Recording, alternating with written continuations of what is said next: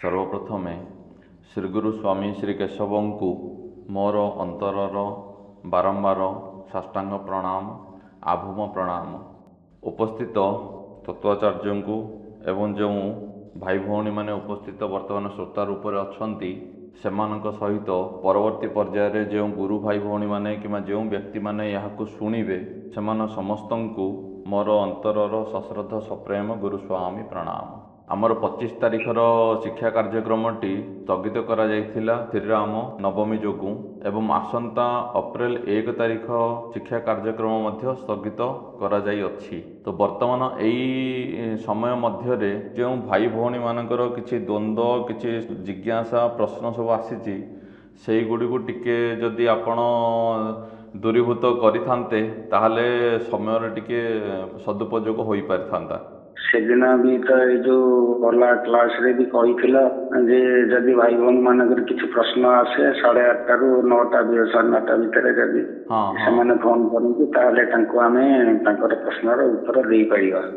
जो सब्जेक्ट गुड़िक वर्तमान आमर आलोचना हो गलानी से आलोचना विषय वस्तु जितेबले ताकू शुणिला परे जितेबले कार्यकारी करने दिगरे भाई भौणी माने आगे गोटे गोटे पाद जिते पकेवा चेष्टा करचंती प्रयास रे जो बाधा उत्पन्न होइछि सेही बाधा गुड़ी को सेमाने प्रश्न माध्यम रखिचंती जे आमे एटा करबा को चेष्टा कलु आमे तो एटा जानि नथिलु ए सूत्र तो आमे जानि नथिलु आमे जो सूत्र आमे मन को जहा आमे जानिथिलु सेही अनुसार आमे आगे थिलु। जेतेबे वर्तमान जेतेबे गुरुस्वामी श्रीहस्त लेखारू जेतेबे सब पॉइंट गुड़ाक जेतेबे डिस्कशन करा गला सेही डिस्कशन रु जो तथ्य बाहर गिरी आसिले आम सम्मुख को ताकू जेतेबे वर्तमान अभ्यास कलु कि करबा दिगरे गोटे प्रथम पाद जेतेबे पकेइलु सेठे बाधा उत्पन्न होइछि।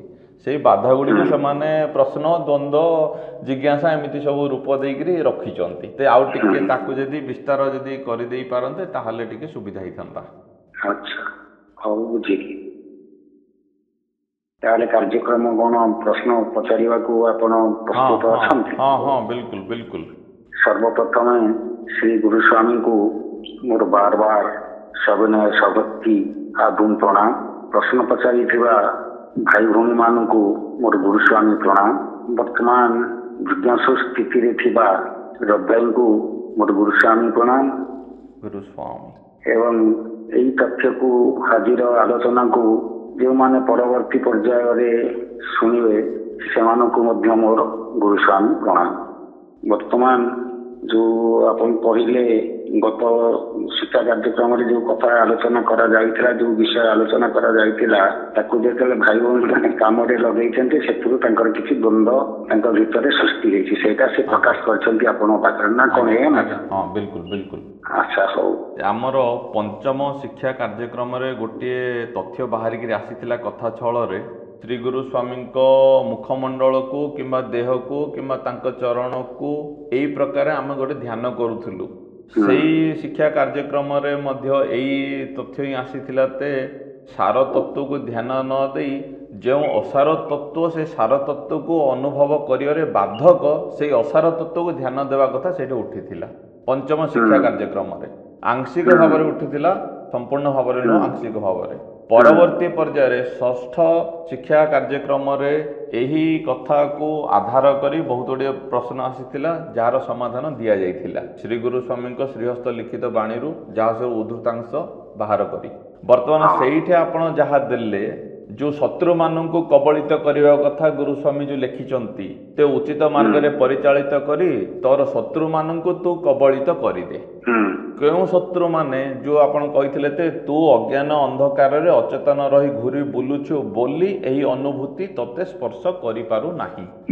समस्त भितर अनुभव अछि किंतु ताकू जीव ताकू स्पर्श करि पारुनी समस्त भितर अछि हेले वर्तमान जेतेबेले भाई माने शत्रु माननकू जेतेबेले चिन्हिबा को बाहरिले केउ शत्रु माने हमको विचलित करूचंती किंबा केउ शत्रु मानक पई हम अस्थिर हेउचु केउ शत्रु मानक पई हमर लय ସ୍ଥିର ହୋଇପାରୁନାହିଁ ଯେତେବେଳେ ସେମାନେ ୟାକୁ ଅଭ୍ୟାସ କରିବାକୁ ବାହାରିଲେ ସେଇଠି ତାଙ୍କର କ'ଣ ନା ଗୋଟିଏ କମନ୍ ଗୋଟେ ସାଧାରଣ ଭାବରେ ପ୍ରାୟ ସମସ୍ତଙ୍କର ମିଳାମିଶା ଭାବରେ ସେଇ ଗୋଟିକ ପଏଣ୍ଟ ଗୋଟିଏ ଶବ୍ଦକୁ ଅନ୍ୟ ଭାଷାରେ ଅନ୍ୟ ଶବ୍ଦରେ ସମସ୍ତେ ରଖିଛନ୍ତି କ'ଣ ନା କିଏ ତାକୁ କ୍ଲେଶର ନାମ ଦେଇଛନ୍ତି, କିଏ ତାକୁ ଯନ୍ତ୍ରଣାର ନାମ ଦେଇଛନ୍ତି, କିଏ ତାକୁ ଦୁଃଖର ନାମ ଦେଇଛନ୍ତି, କିଏ ତାକୁ କଷ୍ଟର ନାମ ଦେଇଛନ୍ତି।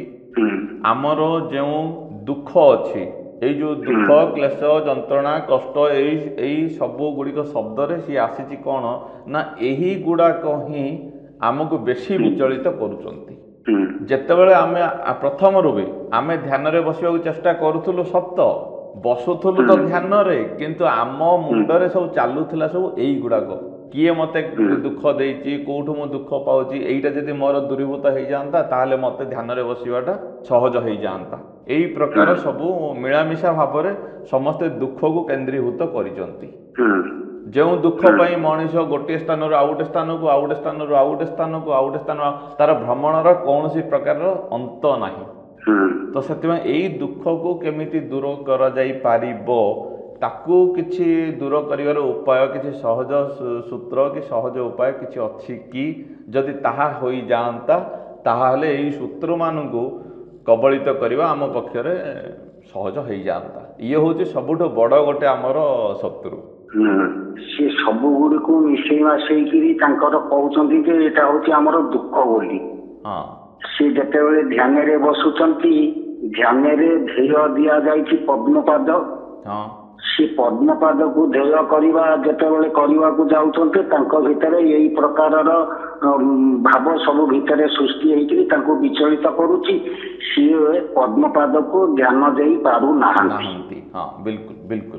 ତାଙ୍କର ଆଗରୁ ଏଇଆ ହଉଥିଲା। ସେଠୁ ଆମେ ତାଙ୍କୁ କହିଲୁ ଯେ ତମେ ତାଙ୍କୁ ଧ୍ୟାନ ଦିଅ ନା ତାଙ୍କୁ ଲକ୍ଷ୍ୟ ଦିଅ ନା ସିଏ ତ ତାଙ୍କର ଚାଲିଛନ୍ତି।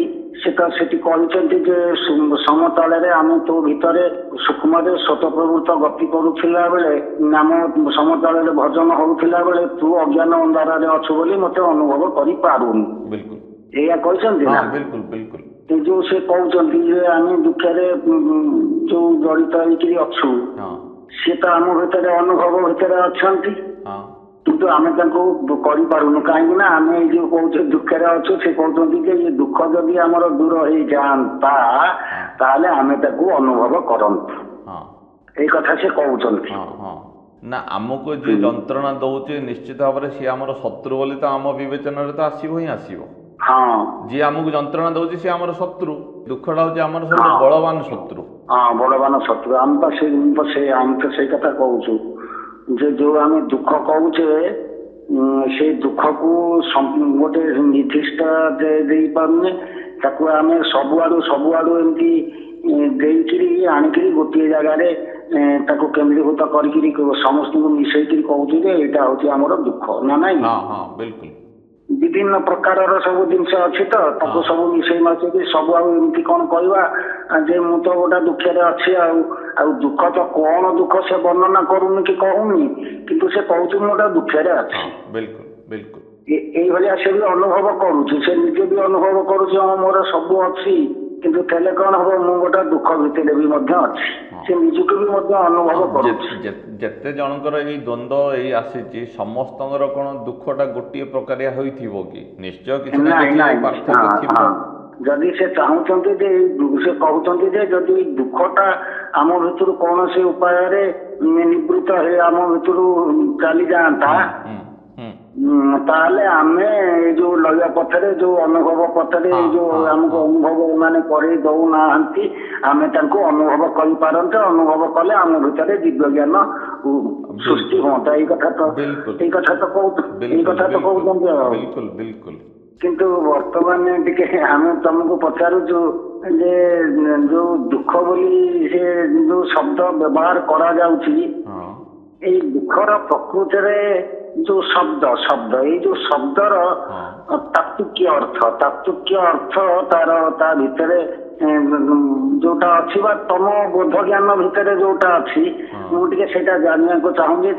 ତମ ବୋଧ ଜ୍ଞାନ ଭିତରେ ଏଇ ଦୁଃଖର ତଥ୍ୟ କଣ ସଂଜ୍ଞାଟା କଣ ଅଛି?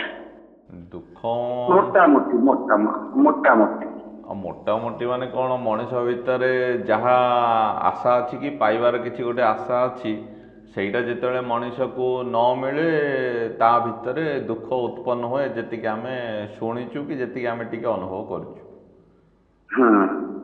ଯାହା ମାନେ ଆମେ ଗୋଟେ ରଖିଥିଲୁ ଆଶା କି ଆମେ ଗୋଟେ କ'ଣ ଆଶା ପୋଷଣ କରିଥିଲୁ ସେଇଟା ଯଦି ଆମର ପୂରଣ ହେଇଗଲା ତାହେଲେ ତ ଆମେ ସୁଖୀ ହେଲୁ, ଯଦି ପୂରଣ ନହେଲା ତାହେଲେ ଆମେ ଦୁଃଖୀ ହେଲୁ। ଗୋଟେ ମୋଟାମୋଟି ଅର୍ଥ ଭାବରେ ସାଧାରଣତଃ ଯିଏ ହେଲେ ମଧ୍ୟ ଏଇଟା କହିପାରିବେ ସାଧାରଣ ଅର୍ଥରେ। ଆଉ ବୁଦ୍ଧଦେବ ବି ସେମିତି କହିଥିଲେ କାମନା ହିଁ ବିନାଶରେ ଦୁଃଖର ବିନାଶ। ସିଏ ବି ଦୁଃଖକୁ କାମନାକୁ ବି ମଧ୍ୟ ସେ ଦୁଃଖ ବୋଲି ସିଏ କହିଛନ୍ତି। କାମନାର ବିନାଶରେ ଦୁଃଖର ବିନାଶ। ଦୁଃଖର ବିନାଶ ଅର୍ଥାତ କାମନା ହିଁ ଦୁଃଖ। ତାକୁ ଯଦି ତମେ ବିନାଶ କରିଦବ ତାହେଲେ ଦୁଃଖ ଅଟୋମେଟିକ ବିନାଶ ହେଇଗଲା। ଆଉ ଏକଥା ସିଏ କହିଛନ୍ତି ତାଙ୍କ ଦଶାନ୍ତରରେ। ତେବେ ବର୍ତ୍ତମାନ ଆମେ ଜାଣିବାକୁ ଚାହୁଁଛୁ ଯେ ଏଇ ଦୁଃଖର ପ୍ରକୃତରେ ସିଏ କ'ଣ ମାନେ ତାର ତଥ୍ୟଟା ଆମ ଭିତରେ କ'ଣ ସିଏ ଆମ ଭିତରେ କରୁଛି, ତାର କ'ଣ ସିଏ ଆମ ଭିତରେ କରୁଛି ତାକୁ ଯଦି ଖୋଜିବା, ଟିକେ ତା ଭିତରକୁ ବସିବା, ତାର ଦୁଃଖ କ'ଣ ଆମକୁ କରୁଛି, ଆମର ସିଏ କ'ଣ ଆମ ଭିତରେ। ଆମେ ତ ଦୁଃଖ ବୋଲି କହିଦଉଛେ କିନ୍ତୁ ସେ ପ୍ରକୃତରେ ଆମର କ'ଣଟା କରୁଛି, ସେ ଆମ ଭିତରେ କ'ଣଟା କରୁଛି ଜାଣିଦେଲେ, ଯଦି ଜାଣିପାରିବା ତାହେଲେ ଦୁଃଖଟା କ'ଣ ଜାଣିପାରିବା। ମାନେ ଦୁଃଖଟା ଆମ ଭିତରେ କେଉଁ ଭଳି ପ୍ରତିକ୍ରିୟା କରୁଛି ନା କ'ଣ? ସେଇ କଥାଟା ଆମେ ଚାହୁଁଛୁ ଯେ ଦୁଃଖର ପ୍ରତିକ୍ରିୟାଟା ଆମ ଭିତରେ କ'ଣ ରହୁଛି। ସେଇ ପ୍ରତିକ୍ରିୟାଟାକୁ ଆମେ ଜାଣିଦେଲେ ଦୁଃଖ ଏଇ ଜିନିଷ ବୋଲି ଆମେ ତାକୁ ଜାଣିପାରିବା। ଦୁଃଖର ପ୍ରତିକ୍ରିୟା ହଉଛି ଯେ ଶାରୀରିକ ଆଉ ମାନସିକ ଯାତନାରୁ ଯେଉଁ ବିଷାଦ ଆସେ ତାହା ହେଉଛି ଦୁଃଖର କାରଣ। ଯୋଉ ଯାତନାଟା ଆମ ଭିତରେ ସୃଷ୍ଟି ହଉଛି, ଯୋଉ ଯନ୍ତ୍ରଣା ସୃଷ୍ଟି ହଉଛି, ପୁଣି ସେଇଟା ଦୈହିକ ଆଉ ମାନସିକ ଉଭୟ। ଦେହରେ ହଉଛି, ମନରେ ବି, ମାନସିକତାରେ ବି, ଅନ୍ତର୍ଜଗତରେ ବି ମଧ୍ୟ, ମାନସରେ ବି ମଧ୍ୟ ହଉଛି ତାର ଯନ୍ତ୍ରଣା। ସେଇ ଯନ୍ତ୍ରଣା ବା ଯାତନାରୁ ଯୋଉ ବିଷାଦ ସୃଷ୍ଟି ହଉଛି ଆମ ଭିତରେ, ବିଷାଦର ଯୋଉ ପ୍ରତିକ୍ରିୟାଟା ଆମ ଭିତରେ ସୃଷ୍ଟି ହେଇକରି ଆମକୁ ବିଷାଦଗ୍ରସ୍ତ କରିଦଉଛି, ସବୁ ଥିଲେ ବି ମଧ୍ୟ କିଛି ନଥିଲା ଭଳିଆ ଯୋଉ ଆମେ ଅନୁଭବ କରୁଛୁ। ସମସ୍ତେ ମୋର ଅଛନ୍ତି, ସମ୍ପର୍କୀୟ ସମସ୍ତେ ଅଛନ୍ତି, ସେତେବେଳେ ତାର ସବୁ ଜିନିଷ ଥିଲେ ବି ମଧ୍ୟ ସେ ନିଜକୁ ଯେମିତି ଇଏ ମନେକରେ। ଯେତେବେଳେ ଆମ ଭିତରେ ଗୋଟିଏ ଦୁଃଖର କୌଣସି ଗୋଟିଏ କ୍ରିୟା ଯଦି ଆମ ଭିତରେ ଚାଲିଛି ତାହେଲେ ସେତେବେଳେ ସବୁ ସୁଖ ସାଧନ ଥିଲେ ମଧ୍ୟ ମନ ସିଆଡୁ ଆକର୍ଷିତ ହେଇକି ଯାଏ ନା। ତେଣୁ ସେଇଠି କ'ଣ ହୁଏ ନା, ସେଠି ସିଏ ଯେତେବେଳେ ବିଷାଦଗ୍ରସ୍ତ ହେଇଗଲା, ସେ ତାର ସବୁ ଜିନିଷ ଥିଲେ ବି ମଧ୍ୟ ସେ ତାକୁ ମାନେ ସାଡ଼କୁ ଆଉ ଯାଇପାରିବନି, ସେଇଟା ସେ ଦୁଃଖାଭିଭୂତ ହେଇଗଲା। ତାକୁ ଦୁଃଖ ବୋଲି ସେ କହିଲା। ଦୁଃଖର ପ୍ରକୃତର କାରଣ ହଉଛି କ'ଣ ନା ଶାରୀରିକ ଆଉ ମାନସିକ ଯନ୍ତ୍ରଣାରୁ, ଯାତନାରୁ ଯେଉଁ ବିଷାଦ ଆସେ, ଶାରୀରିକ ଯନ୍ତ୍ରଣା ଆଉ ମାନସିକ ଯନ୍ତ୍ରଣା, ଏ ଉଭୟ ଯନ୍ତ୍ରଣା ଅଛି। ଶାରୀରିକ ଯନ୍ତ୍ରଣା ହଉଛି ରୋଗ ବ୍ୟାଧି, ଆଉ ମାନସିକ ଯନ୍ତ୍ରଣାରୁ ବି ମଧ୍ୟ ରୋଗର ଉତ୍ପତ୍ତି ହୁଏ। ରୋଗର ଉପାଦାନ ଅଛି ଶରୀରରେ, କିନ୍ତୁ ମାନସିକତାରୁ ଶରୀରରେ ରୋଗର ଯନ୍ତ୍ରଣା ଆରମ୍ଭ ହୁଏ। ଆଉ ରୋଗ ବି ଦୁଇ ପ୍ରକାର ଅଛି, ଦି ପ୍ରକାର ଅଛି। ଯେତେବେଳେ ଆମର ଏ ଶରୀର ସୃଷ୍ଟି କରାଯାଇଛି, ଦେହ ଗଢ଼ା ଯାଇଛି, ସେତେବେଳେ ବିଧି ଯେତେବେଳେ ଏ ଶରୀର ତାଙ୍କର ବିଧାନରେ ଗଢ଼ିଛନ୍ତି, ସିଏ ବିଧିକୃତ୍ୟ ଦୁଃଖ ଆସିଛି, ସେଇ ଯୋଉ ଦୁଃଖ ସିଏ ଦେଇଛନ୍ତି, ସେ ଦୁଃଖର ପ୍ରତିକାର ଅଛି। ବିଧିକୃତ୍ୟ ଦୁଃଖ, ବିଧିକୃତ୍ୟ ଯନ୍ତ୍ରଣା, ବିଧିକୃତ୍ୟ ଯାତନା, ଯୋଉଟା ବିଧିକୃତ୍ୟ ହେଇକରି ଆମ ଶରୀରରେ ଆସିଛି, ତାକୁ ଆମକୁ ଭୋଗ କରିବାକୁ ବାଧ୍ୟ। ଆଉ ତାର ଉପଶମ ଅଛି, ତାର ପ୍ରତିକାର ଅଛି, ତାର ଯେତେବେଳେ ପ୍ରତିକାର ଅଛି ତାର ଉପଶମ ଅଛି। ଯେମିତି କି କ୍ଷୁଧା ହଉଛି ଆମର ଗୋଟିଏ କ୍ଷୁଧା ହଉଛି ଆମ ବିଧିକୃତ୍ୟ, ହଁ ସେ ଆମ ଜଠରରେ ଅଛି, ହଁ ସେ ତ ନିଶ୍ଚିତ ଯନ୍ତ୍ରଣା ଆମକୁ ଦଉଛି, ଯାତନା ଆମକୁ ଦଉନି। ଭୋକ ହେଲା ଖାଇବାରେ ଟିକେ ବିଳମ୍ବ ହେଇଗଲା, ବିଳମ୍ବ ହେଇଗଲା, ଯାତନା ଆଉ ଯନ୍ତ୍ରଣା ଆସୁନି। ବିଲକୁଲ ଆସୁଛି, ସେଇ ଯନ୍ତ୍ରଣା ଆଉ ଯାତନାରୁ ବିଷାଦ ସୃଷ୍ଟି ହଉନି। ହଉଛି ସେଇ ବିଷାଦ ତମର ଦୁଃଖର କାରଣ ହଉନି। ହଉଛି ସେଇ ଦୁଃଖରେ ପଡିକିରି ତମେ ବିଭତ୍ସ ହେଇଯାଉନା। ହଁ ଏଇ ଦୁଃଖର ପ୍ରତିକାର ଅଛି ଖାଦ୍ୟ, ଖାଦ୍ୟ। ଖାଦ୍ୟ ବି ତମ କୃତ୍ୟ ନୁହେଁ, ଏହା ବି ମଧ୍ୟ ବିଧି କୃତ୍ୟ। ହଁ ତମେ ବି ଖାଦ୍ୟ ତିଆରି କରିନା, ଧାନ ଚାଉଳ ଡାଲି ଆମେ ସବୁ ଭୋଜନ କରୁଛେ, ୟାକୁ କଣ ଆମେ ସବୁ ସୃଷ୍ଟି କରିଛେ କି? ନାଇଁ ଇଏ ସେଇ ବିଧାତା ସୃଷ୍ଟି କରିଛି ଆମ ମାନଙ୍କ ଭୋଜନ ପାଇଁ, ହଁ ଖାଇବା ପାଇଁ। ହଁ ଆମର ଯୋଉ ଯନ୍ତ୍ରଣା ଦେଇଛନ୍ତି ସେ ଯନ୍ତ୍ରଣାକୁ ଉପଶମ କରିବା ପାଇଁ ସେ ଏ ଜିନିଷକୁ ସୃଷ୍ଟି କରିଛନ୍ତି। ହଁ ଆମେ କେବଳ ଆଣିକିରି ପ୍ରସ୍ତୁତ କରିକିରି ଆମକୁ ବୁଦ୍ଧି ବିବେକ ଜ୍ଞାନ ଦେଇଛନ୍ତି। ଆମର ବୁଦ୍ଧି ବିବେକ ଜ୍ଞାନ ବଳରେ ଆମେ ତାକୁ ଧାନରୁ ଚାଉଳ ବାହାର କରୁଛେ, ତାକୁ ଭାତ ରାନ୍ଧୁଛେ, ତାକୁ ସେଠୁ ପ୍ରତିକାର କରୁଛେ। କାହାର? ବିଧିକୃତ୍ୟ ନା ଯୋଉଟା, ଆମର ଯୋଉ ବିଧିକୃତ୍ୟ ଯୋଉ ଯନ୍ତ୍ରଣା ଅଛି, ହଁ ହଁ ଇଏ ଯନ୍ତ୍ରଣାର ପ୍ରତିକାର ହେଇଗଲା। ହଁ ହଁ ଯେତେବେଳେ ପ୍ରତିକାର ହେଇଗଲା ସେଥିରୁ ତୃପ୍ତି ମିଳିଲା, ହଁ ସେଇ ତୃପ୍ତିରୁ ଆସିଲା ଆନନ୍ଦ। ହଁ ଏଇ ଆନନ୍ଦ ହଉଛି କ୍ଷଣିକ ଆନନ୍ଦ। ଏଇ ତୃପ୍ତି ହଉଛି କ୍ଷଣିକ ତୃପ୍ତି, ପୁଣି ଆସିବ, ଆଉ ଥରେ କ୍ଷୁଧା ଆସିବ, ବାର ବାର ସିଏ ଆସିବ। ହଁ ହଁ ହଁ ହଁ ତାକୁ ଆମକୁ ବାର ବାର ପୂରଣ କରିବାକୁ ପଡିବ। ହଁ ହଁ ତେଣୁ ଇଏ ଯୋଉ ବିଧି କୃତ୍ୟ ଯୋଉ ଯନ୍ତ୍ରଣା ଆଉ ଦୁଃଖ ଆସିଛି ତାର ପ୍ରତିକାର ଅଛି। ହଁ ସେମିତି ବିଧି କୃତ୍ୟ ରୋଗ ବି ମଧ୍ୟ ଆସିଛି ଆମ ଶରୀରରେ। ହଁ ବିଧି କୃତ୍ୟ ରୋଗ ଆସିଛି, ଯେତେବେଳେ ବିଧି କୃତ୍ୟ ରୋଗ ଆସିଛି ସିଏ ରୋଗର ବି ମଧ୍ୟ ପ୍ରତିକାର ଆସିଛି। ଆଚ୍ଛା, ଆମର ବିଜ୍ଞାନକୁ ଦେଖୁନା, ହଁ ହଁ ହଁ ପ୍ରତିକାର କରୁନାହାନ୍ତି। ହଁ, ବିଧିର ବିଧାନରେ କିଡନୀଟା କାଟିକିରି ଯୋଡି ଦେବାର ଉପାଦାନ ଅଛି ବୋଲି କିଡନୀ ଭିତରେ ବିଧିର ବିଧାନରେ ଏମାନେ ସେଇଟା କରିଦଉଛନ୍ତି ନା। ହଁ ହଁ ହଁ ଏଇଟା ବିଧିର ବିଧାନରେ ଅଛି, ପ୍ରତିକାର ବି ମଧ୍ୟ ବିଧିର ବିଧାନରେ ଅଛି। ଯୋଉ ରୋଗ ଦେଇଛନ୍ତି, ସେ ଯୋଉ ରୋଗ ଦେଇଛନ୍ତି ରୋଗର ବି ମଧ୍ୟ ପ୍ରତିକାର ରଖିଛନ୍ତି। କିନ୍ତୁ ଆମେ କିଛିଟା ରୋଗ, ବିଧିକୃତ୍ୟ ରୋଗ, ଆମେ ଏପର୍ଯ୍ୟନ୍ତ ତାର ନିଦାନ ପାଇନଥିବାରୁ ଆମେ ତାକୁ ବିନାଶ କରି ପାରୁନୁ। କିନ୍ତୁ କେତେ ରୋଗକୁ ତ ଆମେ ପୁରା ବିନାଶ କରି ସାରିଲୁଣି ନା। ସେ ତାର ପ୍ରତିକାର ଯୋଉ ବିଧି ରଖିଛନ୍ତି ତାକୁ ଆମେ ପାଇଯାଇଛୁ, ପାଇଯିବାରୁ ଆମେ ତାକୁ ବି ବିନାଶ କରି ସାରିଲୁଣି, ପୁରା ତାକୁ କୁଆଡେ ଉଡେଇ ସାରି ତାର ଆଉ ସତା ପତା ନାହିଁ। ତେଣୁ ଇଏଟା ହେଲା ବିଧିକୃତ୍ୟ ଦୁଃଖ। ଆଉ ଗୋଟିଏ ଦୁଃଖ ଅଛି ଜୀବକୃତ୍ୟ। ଜୀବକୃତ୍ୟ ଦୁଃଖ ହଉଛି ମାନସିକତାରୁ ଆସେ। ମାନସିକତାରୁ ଆସେ, ଆଉ ଏଥିରୁ ବି ମଧ୍ୟ ରୋଗ ସୃଷ୍ଟି ହୁଏ। କଣ ରୋଗ ସୃଷ୍ଟି ହୁଏ? ଏଇ ରୋଗ ସୃଷ୍ଟି ହବାର ଉପାଦାନ ଆମ ଭିତରେ ଅଛି। କିଏ? ମାନସିକତାରୁ ଯୋଉ ରୋଗ ସୃଷ୍ଟି ହୁଏ, ସେ ରୋଗ ସୃଷ୍ଟି ହବାର ଉପାଦାନ ଆମ ଭିତରେ, ଶରୀର ଭିତରେ, ଦେହ ଭିତରେ ବିଧିର ବିଧାନରେ ବି ଆସିଛି। ଆମ ଭିତରେ ଉପାଦାନ ଅଛି। ଯୋଉ ଆପଣ କହିଲେ ମାନସିକତାର ମାନେ କଣ, ମଣିଷ ଭାବିଲେ ରୋଗୀ ହେଇଯାଏ ନା କଣ? ମାନେ କିଛି ଦେଖୁନା ଟିକେ କଣ ଉପାଦାନ ଆସିଛି ଟିକେ କହିଦଉଛି। ଆମ ଭିତରେ ବାତ, ପିତ୍ତ, କଫ ତିନିଟା ଜିନିଷ ଆସିଛି ନା। ବାତ, ପିତ୍ତ, କଫ ତ ରୋଗର କାରଣ ନା। ହଁ, ବାତ, ପିତ୍ତ, କଫ ବିଷୟରେ ସେ ଦେଇଛନ୍ତି। ହଁ, ଆଚ୍ଛା, ବାତ, ପିତ୍ତ, କଫର ବିଷମତାରେ କଣ ହୁଏ? ରୋଗ ହୁଏ। ହଁ, ଯଦି ଇମ୍ବାଲାନ୍ସ ହେଲା କୌଣସି ଗୋଟିଏ ତତ୍ତ୍ୱ, ତାହେଲେ ସିଏ ଆମ ରୋଗର କାରଣ ହେଲା ବୋଲି ଆମର ସାଇନ୍ସ ବି କହୁଛି ଆଜିର ଟାଇମରେ। ବିଧି କୃତ୍ୟରେ କିନ୍ତୁ ଅନବାଲାନ୍ସ ନାହିଁ। ଆଚ୍ଛା, ବିଧି କୃତ୍ୟରେ ବାଲାନ୍ସରେ ଆସିଛି। ଆଚ୍ଛା, ଯେତେବେଳେ ଆମେ ଜନ୍ମ ନେଲୁ ସେତେବେଳେ ବାଲାନ୍ସରେ ଥିଲା। ଯେତେବେଳେ ଆମର ବୟସ ବୃଦ୍ଧି ହେଲା, ଧୀରେ ଧୀରେ ମାନସିକତା ଆସିଗଲା। ମାନସିକତା ତ ଥିଲା କିନ୍ତୁ ସେ ସୁପ୍ତ ଅବସ୍ଥାରେ ଥିଲା। ଯେତେବେଳେ ସିଏ ଆକ୍ଟିଭ ହେଇଗଲା, ଯେତେବେଳେ ସିଏ ସ୍ୱାଭାବିକ ହେଇଗଲା, ସ୍ୱାଧୀନ ହେଇଗଲା, ଦକ୍ଷତା ଆସିଗଲା, ସେତେବେଳେ ସିଏ କଣ କଲା ନା ତାର ମାନସିକତାରେ ବିଭିନ୍ନ ପ୍ରକାରର ବିଭତ୍ସ ଭାବନା ସୃଷ୍ଟି କଲା। ଏଟା ବିଧିକୃତ୍ୟ ନୁହେଁ, ଏହା ବିଧିକୃତ୍ୟ ନୁହେଁ, ଏହା ଜୀବକୃତ୍ୟ। କିଏ ମାନସିକତାରେ ଯୋଉ ଜିନିଷ ସୃଷ୍ଟି କରୁଛି ଏଟା ବିଧିକୃତ୍ୟ ନୁହେଁ, ଏଟା ଜୀବକୃତ୍ୟ। ଦେଖ ଟିକେ ଯୋଉ ବାୟୁ ବୃଦ୍ଧି ହେଲେ କଣ ହୁଏ ଟିକେ ଦେଖନି, ବାୟୁ କେମିତି ଶରୀରରେ ବୃଦ୍ଧି ହୁଏ ଟିକେ ଦେଖିଲ, କଣ ପ୍ରଭୁ ଲେଖିଛନ୍ତି ସେଠି? ସେ ଦେଇଛନ୍ତି ଶରୀରର ସମସ୍ତ ରୋଗର ମୁଖ୍ୟ କାରଣ ତିନି ଗୋଟି। हाँ ଯଥା ବାତ ବା ବାୟୁ, ପିତ୍ତ, କଫ। ଏହି ତିନୋଟିକୁ ଯଦି ନିୟନ୍ତ୍ରଣ କରିପାରିବୁ ତେବେ ନିରୋଗ ହୋଇଯିବୁ।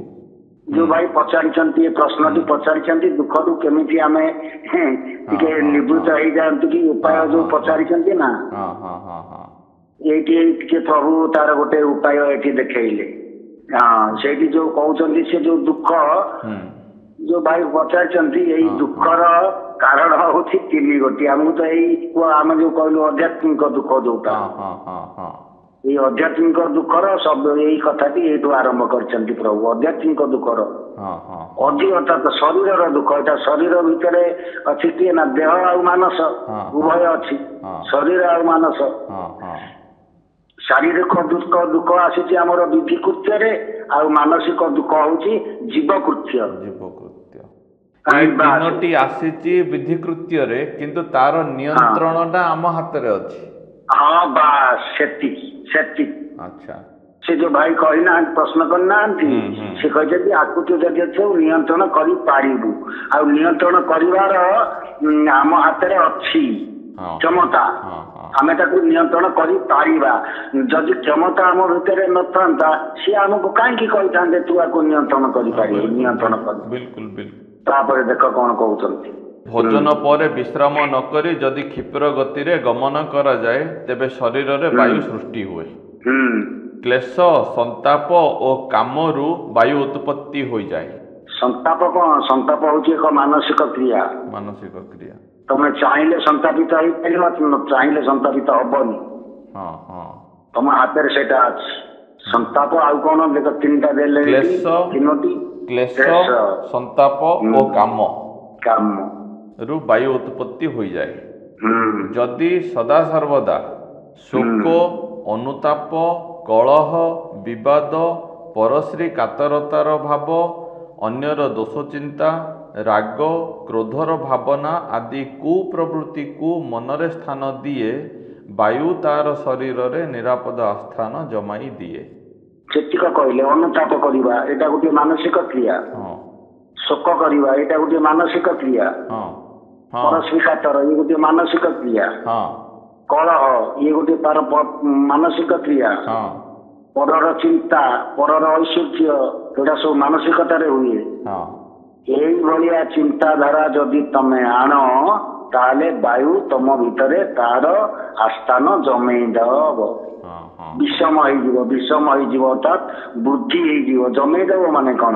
ସେ ତ ଅଛି ମୋ ଭିତରେ, ଜମିଯିବ କଣ ନା ତାର ସିଏ ପ୍ରଭୁତ୍ୱ ବିସ୍ତାର କରିବ। ପ୍ରଭୁତ୍ୱ, ବାୟୁର ବିଷମତା ଆମ ଶରୀରରେ ଉତ୍ପନ୍ନ ହୋଇଯିବ। ଆଉ ପ୍ରଭୁତ୍ୱ ବିସ୍ତାର କରିବ ତ ସିଏ ଆଉ ସେ ଯେତିକି ଥିଲା ତାର ଗୁଣିତକ ହେଇଯିବ, ଆଉ ଅଧିକ ହେଇଯିବ। ଆଉ ଏଇ ଚିନ୍ତାରୁ ଆସୁଛି। ଇଏ ଆମର ମାନସିକତାରେ ଅଛି। ଇଏ ଯାହା ଜୀବକୃତ୍ୟ, ଏହା ବିଧିକୃତ୍ୟ ନୁହେଁ। ତାପରେ ଦେଖନି ଆଉ ଟିକେ କଣ କହିଛନ୍ତି। ଅହରହ ଯିଏ ନାରୀ ଚିନ୍ତା, କାମ ଚିନ୍ତା କରୁଥାଏ, ବାୟୁ ତାହାର ଅତି ପ୍ରିୟ ସଖା ହୋଇ ରହେ ଓ ତାହାକୁ ଉତ୍ସାହିତ କରେ ସେହି ଭାବରେ ବୁଡ଼ି ରହିବାକୁ। ଅତ୍ୟନ୍ତ କାମପ୍ରବଣ ହୋଇ ବୃଦ୍ଧା ନାରୀକୁ ଯିଏ ରମଣ କରେ, ବାୟୁ ତାକୁ ଖୁବ୍ ସହଜରେ ଜରା ଓ ବ୍ୟାଧି ମାଧ୍ୟମରେ ମୃତ୍ୟୁଦେବଙ୍କ ନିକଟରେ ପହଞ୍ଚାଇ ଦିଏ। ଯାହାର ଜିହ୍ବା ଅସଂଯତ, ଭାଷା କର୍କଶ, ସର୍ବଦା କଟୁ କଥା କହିବାରେ ଅଭ୍ୟସ୍ତ, ବାୟୁ ତାହାର ନିତ୍ୟ ସହଚର। ମାନସିକ କ୍ରିୟା ନା ନାହିଁ? ସିଏ ଦେଇଛନ୍ତି ଯିଏ ଯେତେ ଭୟାଳୁ ସେ ସେତେ ବାୟୁ ପୀଡ଼ାରେ ପୀଡ଼ିତ। ଭୟାଳୁ ତ ଗୋଟେ ମାନସିକତା। ଏଗୁଡାକ ସବୁ ହଉଛି ମାନସିକତାରୁ ବାୟୁ ବୃଦ୍ଧି ହେଲେ ସେଇଠୁ ରୋଗ ଆସିଗଲା। ଏଗୁଡାକ ତମ ହାତରେ। ଆଉ ଦେଖୁନ ତଳକୁ କହିଛନ୍ତି, ଏହି ସବୁ ବିପଦପୂର୍ଣ୍ଣ ଆଚରଣରୁ ନିଜକୁ ଦୂରେଇ ରଖିବାର ଦୃଢ଼ ସଂକଳ୍ପ କର। ଶୁଣ, ଏଗୁଡିକ ସବୁ ହଉଛି ବିପଦପୂର୍ଣ୍ଣ ଆଚରଣ।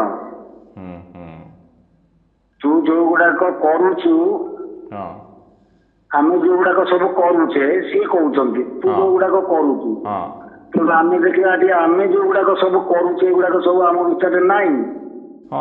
ଏଇଗୁଡା ତ ଆମେ ଧ୍ୟାନରେ ବସିଲା ବେଳେ ଏଇଗୁଡାକ ସବୁ ଆସୁଛନ୍ତି ନା କିଏ ଆସୁଛନ୍ତି? ଏଗୁଡିକ ସବୁ ଆମର ଆଚରଣ ଭିତରେ ଅଛି।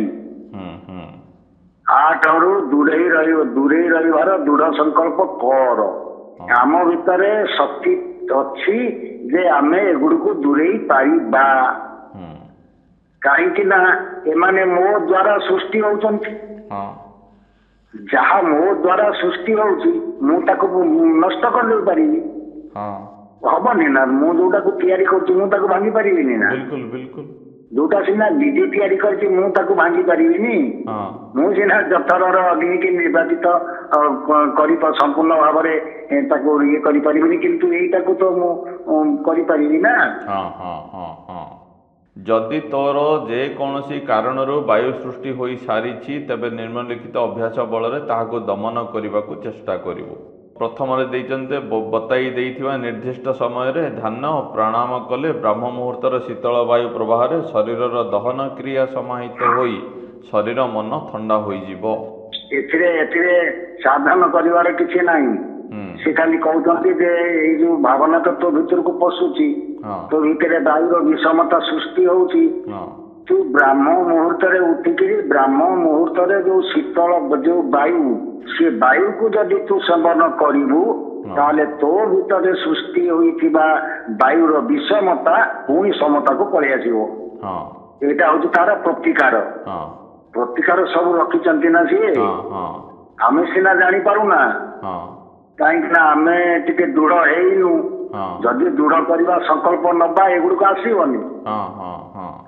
ଆମେ ସୃଷ୍ଟି କରୁଛେ, ଆମେ ଆକୁ ଦୂର କରିପାରିବା, କିନ୍ତୁ ଆମେ ଆକୁ ଦୂର କରିପାରୁନୁ। କାହିଁକି ଦୂର କରିପାରୁନୁ ନା ଦୃଢ ସଂକଳ୍ପ ନେଇନୁ, ଦୃଢ ସଂକଳ୍ପ କରିନୁ।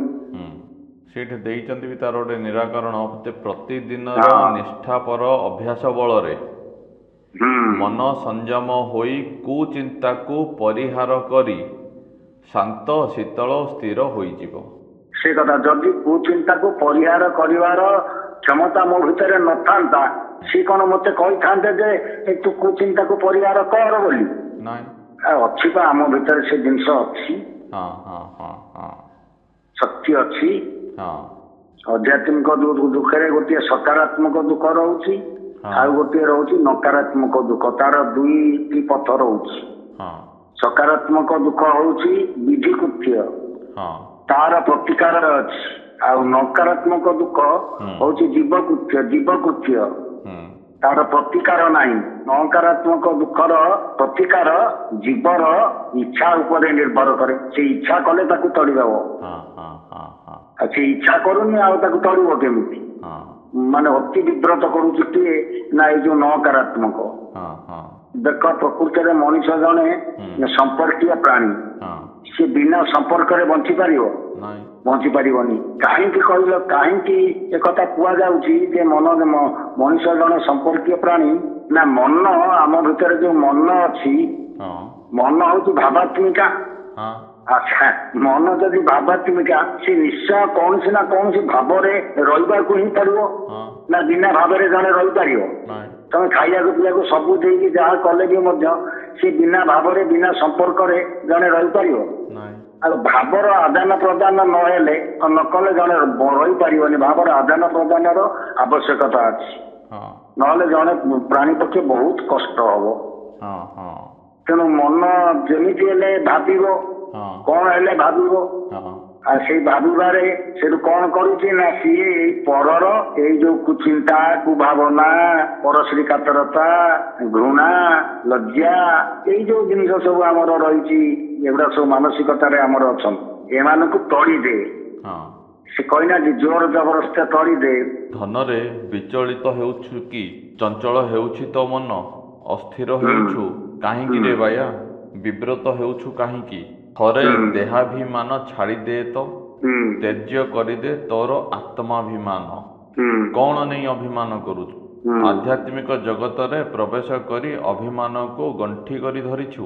ଦେ, ଛାଡ଼ିଦେ, ଜୋର ଜବରଦସ୍ତ ତଡ଼ିଦେ। ଏଇ ଯୋଉ କଥା କହିଲେ, ଏଗୁଡିକ ହଉଛି କଣ? ଏଗୁଡିକ ହଉଛି ମାନସିକତାରେ ଆସିଛି। ଏଗୁଡିକ ହଉଛି ସବୁ, ଏଗୁଡିକ ମାନସିକତାରେ ହିଁ ଅଛି। ଏଗୁଡିକ ଶାରୀରିକ ବ୍ୟାଧି ନୁହେଁ। ଇଏ ହଉଛି ମାନସିକ ବ୍ୟାଧି, ଏଗୁଡିକ ହଉଛି ମାନସିକ ରୋଗ, ଇଏ ହଉଛି ମାନସିକ ଯନ୍ତ୍ରଣା, ଇଏ ହଉଛି ମାନସିକ ବିଷାଦ, ଇଏ ହଉଛି ମାନସିକ ଦୁଃଖ। କୋଉଠି ଦେହାଭିମାନ ଉପରେ ଆଞ୍ଚ ଆସିଛି, କିଏ ଆଣିଛି, କୋଉଠି ହେଇଯାଇଛି ଘଟଣା ଘଟିଛି, କୋଉଠି ଆତ୍ମାଭିମାନ ଉପରେ ହେଇଛି, କୋଉଠି ଘଟଣା ଘଟିଛି, ବାହାର ଜଗତରୁ ଆସିଛି, ପରର ଆସିକି ଯୋଉ ଆରୋପ ହେଇଛି ଆମ ଉପରେ, ଏଟା ବିନା କାରଣରେ ହେଇନି, ବିନା କାରଣରେ ହଉନି, ଆରୋପ ହେଇଯାଉଛି ଆମ ଉପରେ। ଆରୋପ ହେଇଯିବାର ସେଠୁ ଆମ ଭିତରେ ପ୍ରତିକ୍ରିୟା ସ୍ୱରୂପ ଏଗୁଡିକ ସବୁ ସୃଷ୍ଟି ହେଇଯାଉଛି। ତେଣୁ ଆମ ଉପରେ ଆରୋପ ହଉଛି ନା, ଆମେ ଯେତେବେଳେ ଜାଣୁଛେ ଯେ ଆମ ଉପରେ ଏଇଟା ଆରୋପ ହଉଛି, ଏଇଟା ମୋର ନୁହଁ, ମୁଁ ତାକୁ ମୋ ଭିତରେ ପ୍ରତିକ୍ରିୟା ସୃଷ୍ଟି କରିବାକୁ ଦେବି କାହିଁକି, ସେଇ କଥା ସେ କହୁଛନ୍ତି। ଇଷ୍ଟମୁଖୀ ଗୁରୁମୁଖୀ ଏକମୁଖୀ ହୋଇଛୁ ପରା, ଅଭିମାନ ତେବେ ଆସୁଛି କେଉଁଠୁ। ହଁ ସେଇ କଥା। ପୁଣି ଆଉ ଗୋଟେ ଦେଇଛନ୍ତି ଦ୍ୱିତୀୟ ଚରମରେ, ଅନ୍ତରରୁ ଲଜ୍ଜା ସଂକୋଚ ଭୟ ଘୃଣା ବଳପୂର୍ବକ ତଡ଼ିଦେ। ଯଦି ଆମର ତାକୁ ତଡ଼ିଦେବାର ଶକ୍ତି ନଥାନ୍ତା, କ୍ଷମତା ନଥାନ୍ତା, ସେ କଣ କହିଥାନ୍ତେ ତୁ ଆକୁ ତଡ଼ିଦେ? ନାଇଁ, ଆମେ ବା ତଡ଼ି ପାରିବା ନା, ଆମେ ଏଗୁଡ଼ିକରେ ସବୁ ଅଭ୍ୟସ୍ତ ହେଇଯାଇଛେ। ଦ୍ୱିତୀୟ ଚରମରେ ସେ କହିଛନ୍ତି, ଅଭ୍ୟାସ କର୍ମଧାରା ମୋ ପାଖରୁ ନେଇ ସଂସାରକୁ ଫେରିଛୁ, ସକଳ ଦାଉରୁ ରକ୍ଷା ପାଇବା ପାଇଁ ଅଭ୍ୟାସ କର୍ମପଥ ଧରରେ ଧନ। ଚରମରେ ସମାଜକୁ ଆସିଛୁ, ସମାଜରେ କାହାରିକୁ ଅସ୍ପୃଶ୍ୟ ବୋଲି ଭାବିବୁ ନାହିଁ, ଘୃଣା କରିବୁ ନାହିଁ, ଅନ୍ତରରୁ ଲଜ୍ଜା ସଂକୋଚ ଭୟ ଘୃଣାକୁ ତଡ଼ିଦେବୁ। ଧର୍ମଧାରା ଦେଇ ତୋର ଜୀବନର ଗତିପଥ ନିର୍ଣ୍ଣୟ କରିବାର କୌଶଳ ବତାଇ ଦେଇଛି। ତୁ ଯଦି ମୋ କଥାକୁ ଗୁରୁତ୍ୱ ଦେଇ କର୍ମଯୋଗ ଅଭ୍ୟାସ କରିଥାନ୍ତୁ, ଆଜି କ'ଣ ତୋର ଏ ଅବସ୍ଥା ହୋଇଥାନ୍ତା? ବାସ୍, କର୍ମଯୋଗ ବା ସହଜରୁ ଅତି ସହଜ, ସହଜ ସୂତ୍ର ସାଧ୍ୟ କରି ଭବ ସଂସାର ହେବୁ ବାହାରି। ସୂତ୍ର ନ ପାଇକିରି ତମେ କଥା କର୍ମଯୋଗକୁ କ'ଣ କୋଉଠି ପଢିକିରି କହୁଛ କର୍ମଯୋଗ ଭାରି କଷ୍ଟ, ଭାରି କଷ୍ଟ। କର୍ମଯୋଗ ଠାରୁ ଆଉ ସହଜ କ'ଣ ଅଛି? ଧାରାର କୌଶଳ ଆଉ କିଛି ନୁହେଁ, ଧାରାର କୌଶଳ ହଉଛି ମାନସିକତାର ପରିବର୍ତ୍ତନ। ଏ ଯୋଉ ଉଚ୍ଚ ନିଚ ଭେଦଭାବ ଇଏ ଆମର ମାନସିକତାରେ ଅଛି, ଦିନ ନ ପିଇବା ଆମ ମାନସିକତାରେ ଅଛି। ଦଶମତକଟା ପୁରା ମାନସିକ, ପୁରା ହଉଛି ମାନସିକତାଟା। ଶିକ୍ଷାଗତ ଯୋଗ୍ୟତାଟା ମାନସିକତାରେ ଅଛି। ବିକାରଗ୍ରସ୍ତ ହଉଛେ ମାନସିକତାରେ, ଅହଂଜ୍ଞାନ ପ୍ରୟୋଗ କରୁଛେ ମାନସିକତାରେ, ଛୋଟ ବଡ ବିଚାର ବି ରହିଲା, ବିଚାରଟା ରହିଲା ମାନସିକତାରେ, ମାନେ ଆମର ଏକମୁଖୀ ହେବା ରହିଲା ମାନସିକତାରେ, ଚରିତ୍ର ଗଠନ ରହିଲା ମାନସିକତାରେ, ମୈତ୍ରୀ ଭାବ ଯୋଉ ବନ୍ଧୁତା ସେଇଟା ବି ରହିଲା ମାନସିକତାରେ। ଏଥିରେ ଅଙ୍ଗ ଅବୟବର କ'ଣ ସମୟ ଦରକାର ପଡୁଛି, ନା ଅଙ୍ଗ ଅବୟବ ଦରକାର ପଡୁଛି, ନା କ'ଣ ଦରକାର ପଡୁଛି? ଏଇଟା ବା ଖାଇଲେ ବସିଲେ ଶୋଇଲେ ନଥିଲେ ଯୋଉ କାମ କଲେ ବି, ଯୋଉ କାମ ଯାହା କଲେ ବି ମଧ୍ୟ ସବୁବେଳେ ମାନସିକତାକୁ ପରିବର୍ତ୍ତନ କରିପାରିବ। ଯୋଉଟା ତମ ମାନସିକତାରେ ପଶି ଆସୁଛି ତାକୁ ତମେ ଆଉଟ କରିକିରି ଏଇଟାକୁ ତମ ମାନସିକତାରେ ଭର୍ତ୍ତି କରିପାରିବ। ତମେ ଏଇଟାକୁ ମାନସିକତାରେ ଭର୍ତ୍ତି କରୁନା ବୋଲି ସେଇଟା ବାହାରୁନି ନା, ଏଇଟାକୁ ଭର୍ତ୍ତି କରିଦେଲେ ସେଇଟା ବାହାରିବନି। ଆଉ ନୂଆ ଜିନିଷଟା ମିଳିଗଲା, ପୁରୁଣାଟା କାହାକୁ ଦେଇ ଦଉଛୁ, ନହେଲେ ବିକି ଦଉଛୁ କି ଭାଙ୍ଗି ଦଉଛୁ କି ଯାହା ହେଲେ ଗୋଟେ କରିଦଉଛୁ। ଆମର ହଉଛି ସହଜ ସୂତ୍ର ସାଧନ। ଆମକୁ ଯୋଉ କୌଶଳ ଦିଆଯାଇଛି, ଏଇ ଯୋଉ ଦଶମୋଦକ ଦିଆଯାଇଛି, ଆମର ଦଶମୋଦକ ହଉଛି ଅଭ୍ୟସ୍ତ କ୍ରିୟା। ସେଇଟା ଆମର ଅଭ୍ୟାସ ଭିତରେ ଅଛି। କି ଉଚ୍ଚ ନିଚର ଭେଦଭାବ, ଶିକ୍ଷାଗତର ଯୋଗ୍ୟତା, ଅହଂଜ୍ଞାନ, ପଦବୀର ଲାଳସା, ବଡ ଛୋଟର ବିଚାର, ଚରିତ୍ରହୀନତା, ବହୁମୁଖୀ, ଶତ୍ରୁତା, ଏଗୁଡିକ ଆମର ଅଭ୍ୟସ୍ତ ଭିତରେ ଅଛି। ଆମେ ଏଇଥିରେ ଅଭ୍ୟସ୍ତ ନାହୁଁ କି? ନିଜକୁ ଟିକେ ଦେଖୁନା, ସାମାଜିକରେ ଯୋଉ ସିଟରେ ତମେ ବର୍ତ୍ତମାନ ଅଛ, ତମେ ମୋ ସିଟକି ଆସିପାରିବ ନା ମୁଁ ତମ ସିଟକି ଯାଇପାରିବି? ତାହେଲେ ଏଠି ଉଚ୍ଚ ନିଚର ଭେଦ ରହୁନି? ରହୁଛି। କିନ୍ତୁ ସିଏ କହୁଛନ୍ତି ଯେ ତୁ ଏ ଭେଦ ରଖିବୁନି, ଯେ ତୁ କାହାରି ଠାରୁ ଉଚ୍ଚ ନୁହେଁ କି କେହି ତୋ ଠାରୁ ନିଚ ନୁହନ୍ତି। ଏକଥା ବି ଚରମରେ ସେ କଲ୍ୟାଣ ଦଳିତରେ କହିଛନ୍ତି। ତେଣୁ ଆମେ ଯଦି ଦଶମୋଦକକୁ ହଉଛି ଆମର ତାକୁ ଯଦି ଆମେ ପାଳନ କରିଥାନ୍ତେ, ତାହେଲେ ଆମର ଆଜି ଏ ଅବସ୍ଥା ହେଇନଥାନ୍ତା। ଏଇଟା ସେ ଯୋଉଟା ଆପଣ କହୁଥିଲେ, ଏଇଟା ସେ ଦେଇଛନ୍ତି ଚତୁର୍ଥ ଚରମରେ, ସେ ଦେଇଛନ୍ତି ଏଇଟା ନା, ନମ୍ର ହେବୁ ଧନମଣି ମୋର ବିନୟୀ ହେବୁ, ଆତ୍ମ ବଡ଼ିମା ଗାଇ ବୁଲିବୁନି, ଅନ୍ୟମାନଙ୍କୁ ହେୟ ଜ୍ଞାନ କରିବୁନି, ସେମାନେ ତୋ ଠାରୁ କୌଣସି ଗୁଣରେ କମ୍ ନୁହନ୍ତି କି ତୁ ତାଙ୍କ ଠାରୁ ମଧ୍ୟ କୌଣସି ଗୁଣରେ ଅଧିକ ନୁହଁ। ସାମ୍ୟ ଭାବ ପୋଷଣ କରିବୁ, ବୈଷମ୍ୟ ଆଣିବୁ ନାହିଁ, ଏହା ହିଁ ବିଷମ ସମସ୍ୟାର ଜନନୀ। ସବୁବେଳେ ଆମ ଭିତରେ ଗୋଟେ ବୈଷମ୍ୟତା ସୃଷ୍ଟି ହଉଛି। ହଁ ହଁ ହଁ ଏଇ ବୈଷମ୍ୟତାରୁ ଆମର ଏଇ ପ୍ରକାରର ଭାବ ସବୁ ସୃଷ୍ଟି ହଉଛି। ହୁଁ ପରର କୁଚିନ୍ତା, ପରଶ୍ରୀ କାତରତା, ଆତ୍ମମରିମା, ଅଜ୍ଞାନର ପ୍ରୟୋଗ, କୁତ୍ସାରଟଣା, କଳହ, ଦ୍ୱନ୍ଦ, ଅସହଯୋଗ, ହଁ ହଁ ଏଇ ଯୋଉ ଗୁଡାକ ସବୁ ଆମର ଏଗୁଡାକ ସବୁ କଣ? ଏଗୁଡାକ ମାନସିକ କ୍ରିୟା ନା ନାହିଁ? ମାନସିକ କ୍ରିୟା। ଆମର ଗୋଟେ ଗୋଟେ କ୍ଲାସରେ ଗୋଟେ ଚର୍ଚ୍ଚା ହେଇଥିଲା ଗୋଟେ ବିଷୟ, ସେଇ ପଏଣ୍ଟଟା ଏଇଥିରେ ମୋର ଟିକେ ମନେ ପଡୁଛି। ଗୋଟେ କଥା ହେଇଥିଲେ କ'ଣ ନା, ତୋ ଆଖି ବୁଝିଦେ ମୋ ଆଖିରେ ଦେଖ। ହଁ ହଁ ହଁ ଯୋଉ ଡାଇରେକ୍ସନରେ ଆପଣ ବୁଝାଉଛନ୍ତି ସେଇଟା ମୋର ଏ ପଏଣ୍ଟଟା ଯିବ। ତାର ଦୃଷ୍ଟିରେ ଦେଖିଛି ବୋଲି ସେ ବିଷମ ସମସ୍ୟାରେ ପଡ଼ିଛି। ବାସ୍ ତାଙ୍କ ଦୃଷ୍ଟିରେ ଦେଖିଲେ ସେ ବିଷମତାରୁ ସମତାକୁ ଆସିଯାଆନ୍ତା। ଆସିଯିବ ଆଉ ଆସିଯିବ ଆଉ ଯଦି ଦୃଢ଼ ସଂକଳ୍ପ କରାଯିବ। ନହେଲେ ସିଏ ତା ବିଚାର ବୁଦ୍ଧିରେ ନିଜେ ଆପେ ଆପେ ବିଷମତାରୁ ସମତାକୁ ଆସିପାରିବନି। ଦେଖରେ ଚରମ ମୋ ଆଖିରେ ଦେଖ, ତୋ ଆଖି ବୁଝିଦେ ଥରେ। ତୋ ଆଖିରେ ଦେଖିଲେ ଦେଖିବୁ କେବଳ ବିଷୟ ବିଷୟ ବିଷ। ମୋ ଦୃଷ୍ଟିରେ ଦେଖିବୁ ପୀୟୁଷ ପଥ, ଅମୃତ ଜୀବନ, ଅନ୍ତଃସ୍ଥ ଆତ୍ମାର ଦିବ୍ୟ ସ୍ୱରୂପ। ଫଳରେ ବିଶ୍ୱର ବିଷୟ ବିଷ ବନ୍ଧନ ତ୍ୟାଗ କରି ଅମୃତତ୍ୱରେ ତଲ୍ଲୀନ ହୋଇଯିବୁ। ନା କେବଳ ଆମର ମାନସିକତା। ହଁ, ଦୃଷ୍ଟି ମାନେ ଆଉ କ'ଣ? ସେଇ ମାନସିକ ଦୃଷ୍ଟି ମାନେ ଆଉ କ'ଣ? ମାନସିକତା ଆଉ ଚିନ୍ତାଧାରା ମାନସିକତା। କେବଳ ମାନସିକତାରେ ଏଇ ଯୋଉ ଜିନିଷ ଆମର ଭରପୁର ହେଇକି ଅଛି, ଆମେ ଆକୁ ଜୋର ଜବରଦସ୍ତି ବାହାର କରିବାକୁ ପଡିବ। ସିଏ କହୁଛନ୍ତି ତୁ ଆକୁ ଜୋର ଜବରଦସ୍ତି ତୋ ଭିତରୁ ବାହାର କର। ଯଦି ଏଇ ଯୋଉ ଦଶମୋଦକର ଯୋଉ ନିୟମ ଗୁଡାକ, ଯୋଉ ତଥ୍ୟ ଗୁଡାକ ରହିଛି, ଏଇ ଯୋଉ ଗୁଡାକ ସବୁ ଆମର ମାନସିକତାରେ ରହିଛି ଭରପୁର ହେଇକି, ପୁଣି ଅଭ୍ୟସ୍ତ କ୍ରିୟାରେ ରହିଛି, ଆମେ ସେଥିରେ ଅଭ୍ୟସ୍ତ ହେଇଯାଇଛେ। ପୁଣି ଯେତେବେଳେ ସେଇ ଅଭ୍ୟସ୍ତ କ୍ରିୟାରୁ ଆମେ ଓହରୁଛେ, ସେତେବେଳେ ଅଭ୍ୟସ୍ତ କ୍ରିୟାରେ ବାଧା ସୃଷ୍ଟି ହଉଛି। ଯେତେବେଳେ ବାଧା ସୃଷ୍ଟି ହଉଛି, ସେଠୁ ଅଶାନ୍ତି ହଉଛି। ଇଏ ହଉଛି ଗୋଟେ ଦୁର୍ବଳତା। ତେଣୁ ଆମେ ବୁଝୁଛେ ଯେ ନାଇଁ ଏଗୁଡାକ ଆମ ପାଇଁକା ହଉଛି ବିପଦ। ଆମେ ସେ ବିପଦ ପଥକୁ କାହିଁକି ଯିବା? ସେଠୁ ଆମେ କ'ଣ କରୁଛୁ? ଆମେ ଆଉ ପ୍ରକୃତିରେ ତାକୁ ବୁଝିପାରୁନୁ। ଏଇ ଯୋଉ ନକାରାତ୍ମକ ତତ୍ତ୍ୱ କ'ଣ କରୁଛି ଆମର କ୍ଷତି, ନା ଯାହା ମୋର ନୁହେଁ ମୁଁ ତାକୁ ଯେତେବେଳେ ପାଇବାକୁ ଚାହୁଁଛି, ଯାହା ମୋ ସ୍ଥିତିରେ ନାହିଁ, ଯୋଉଟା ମତେ କଷ୍ଟ ଦଉଛି, ଯୋଉଟା ମତେ କ୍ଲେଶ ଦଉଛି, ଯୋଉ ମାନସିକତାରେ ହଉ, ମାନସିକତାରେ ବା ଶାରୀରିକରେ ହଉ, ଯୋଉ କ୍ଲେଶ ଦୁଃଖ ଯନ୍ତ୍ରଣା ଆସୁଛି, ଆକୁ ଦୂର କରି ଆମେ ସୁଖର ଇଚ୍ଛା କରିବା, କାମନା କରିବା, ଏହା ହେଉଛି ଆମର ଏକ ଦୁର୍ବଳତା। ଏଇ ଦୁର୍ବଳତାକୁ ଆଶ୍ରୟ କରି, କେନ୍ଦ୍ର କରି, ଲକ୍ଷ୍ୟ କରି ପ୍ରତାରକ ମାନେ ପ୍ରଲୋଭନରେ ପକାଇ ମଣିଷ ମାନଙ୍କୁ ପ୍ରତାରିତ କରନ୍ତି। ଏଣୁ ସାବଧାନ। ଦୁଃଖ ଦୂର କରିବାକୁ କେବେ ହେଲେ ପ୍ରୟାସ କର ନା। ଦୁଃଖକୁ ଭୋଗ କର, ଦୁଃଖକୁ ଦୂର କରିବାର ପ୍ରୟାସ କର ନା ବୋଲି ସିଏ କହିଛନ୍ତି। 24 ଚରମ ଦେଖ।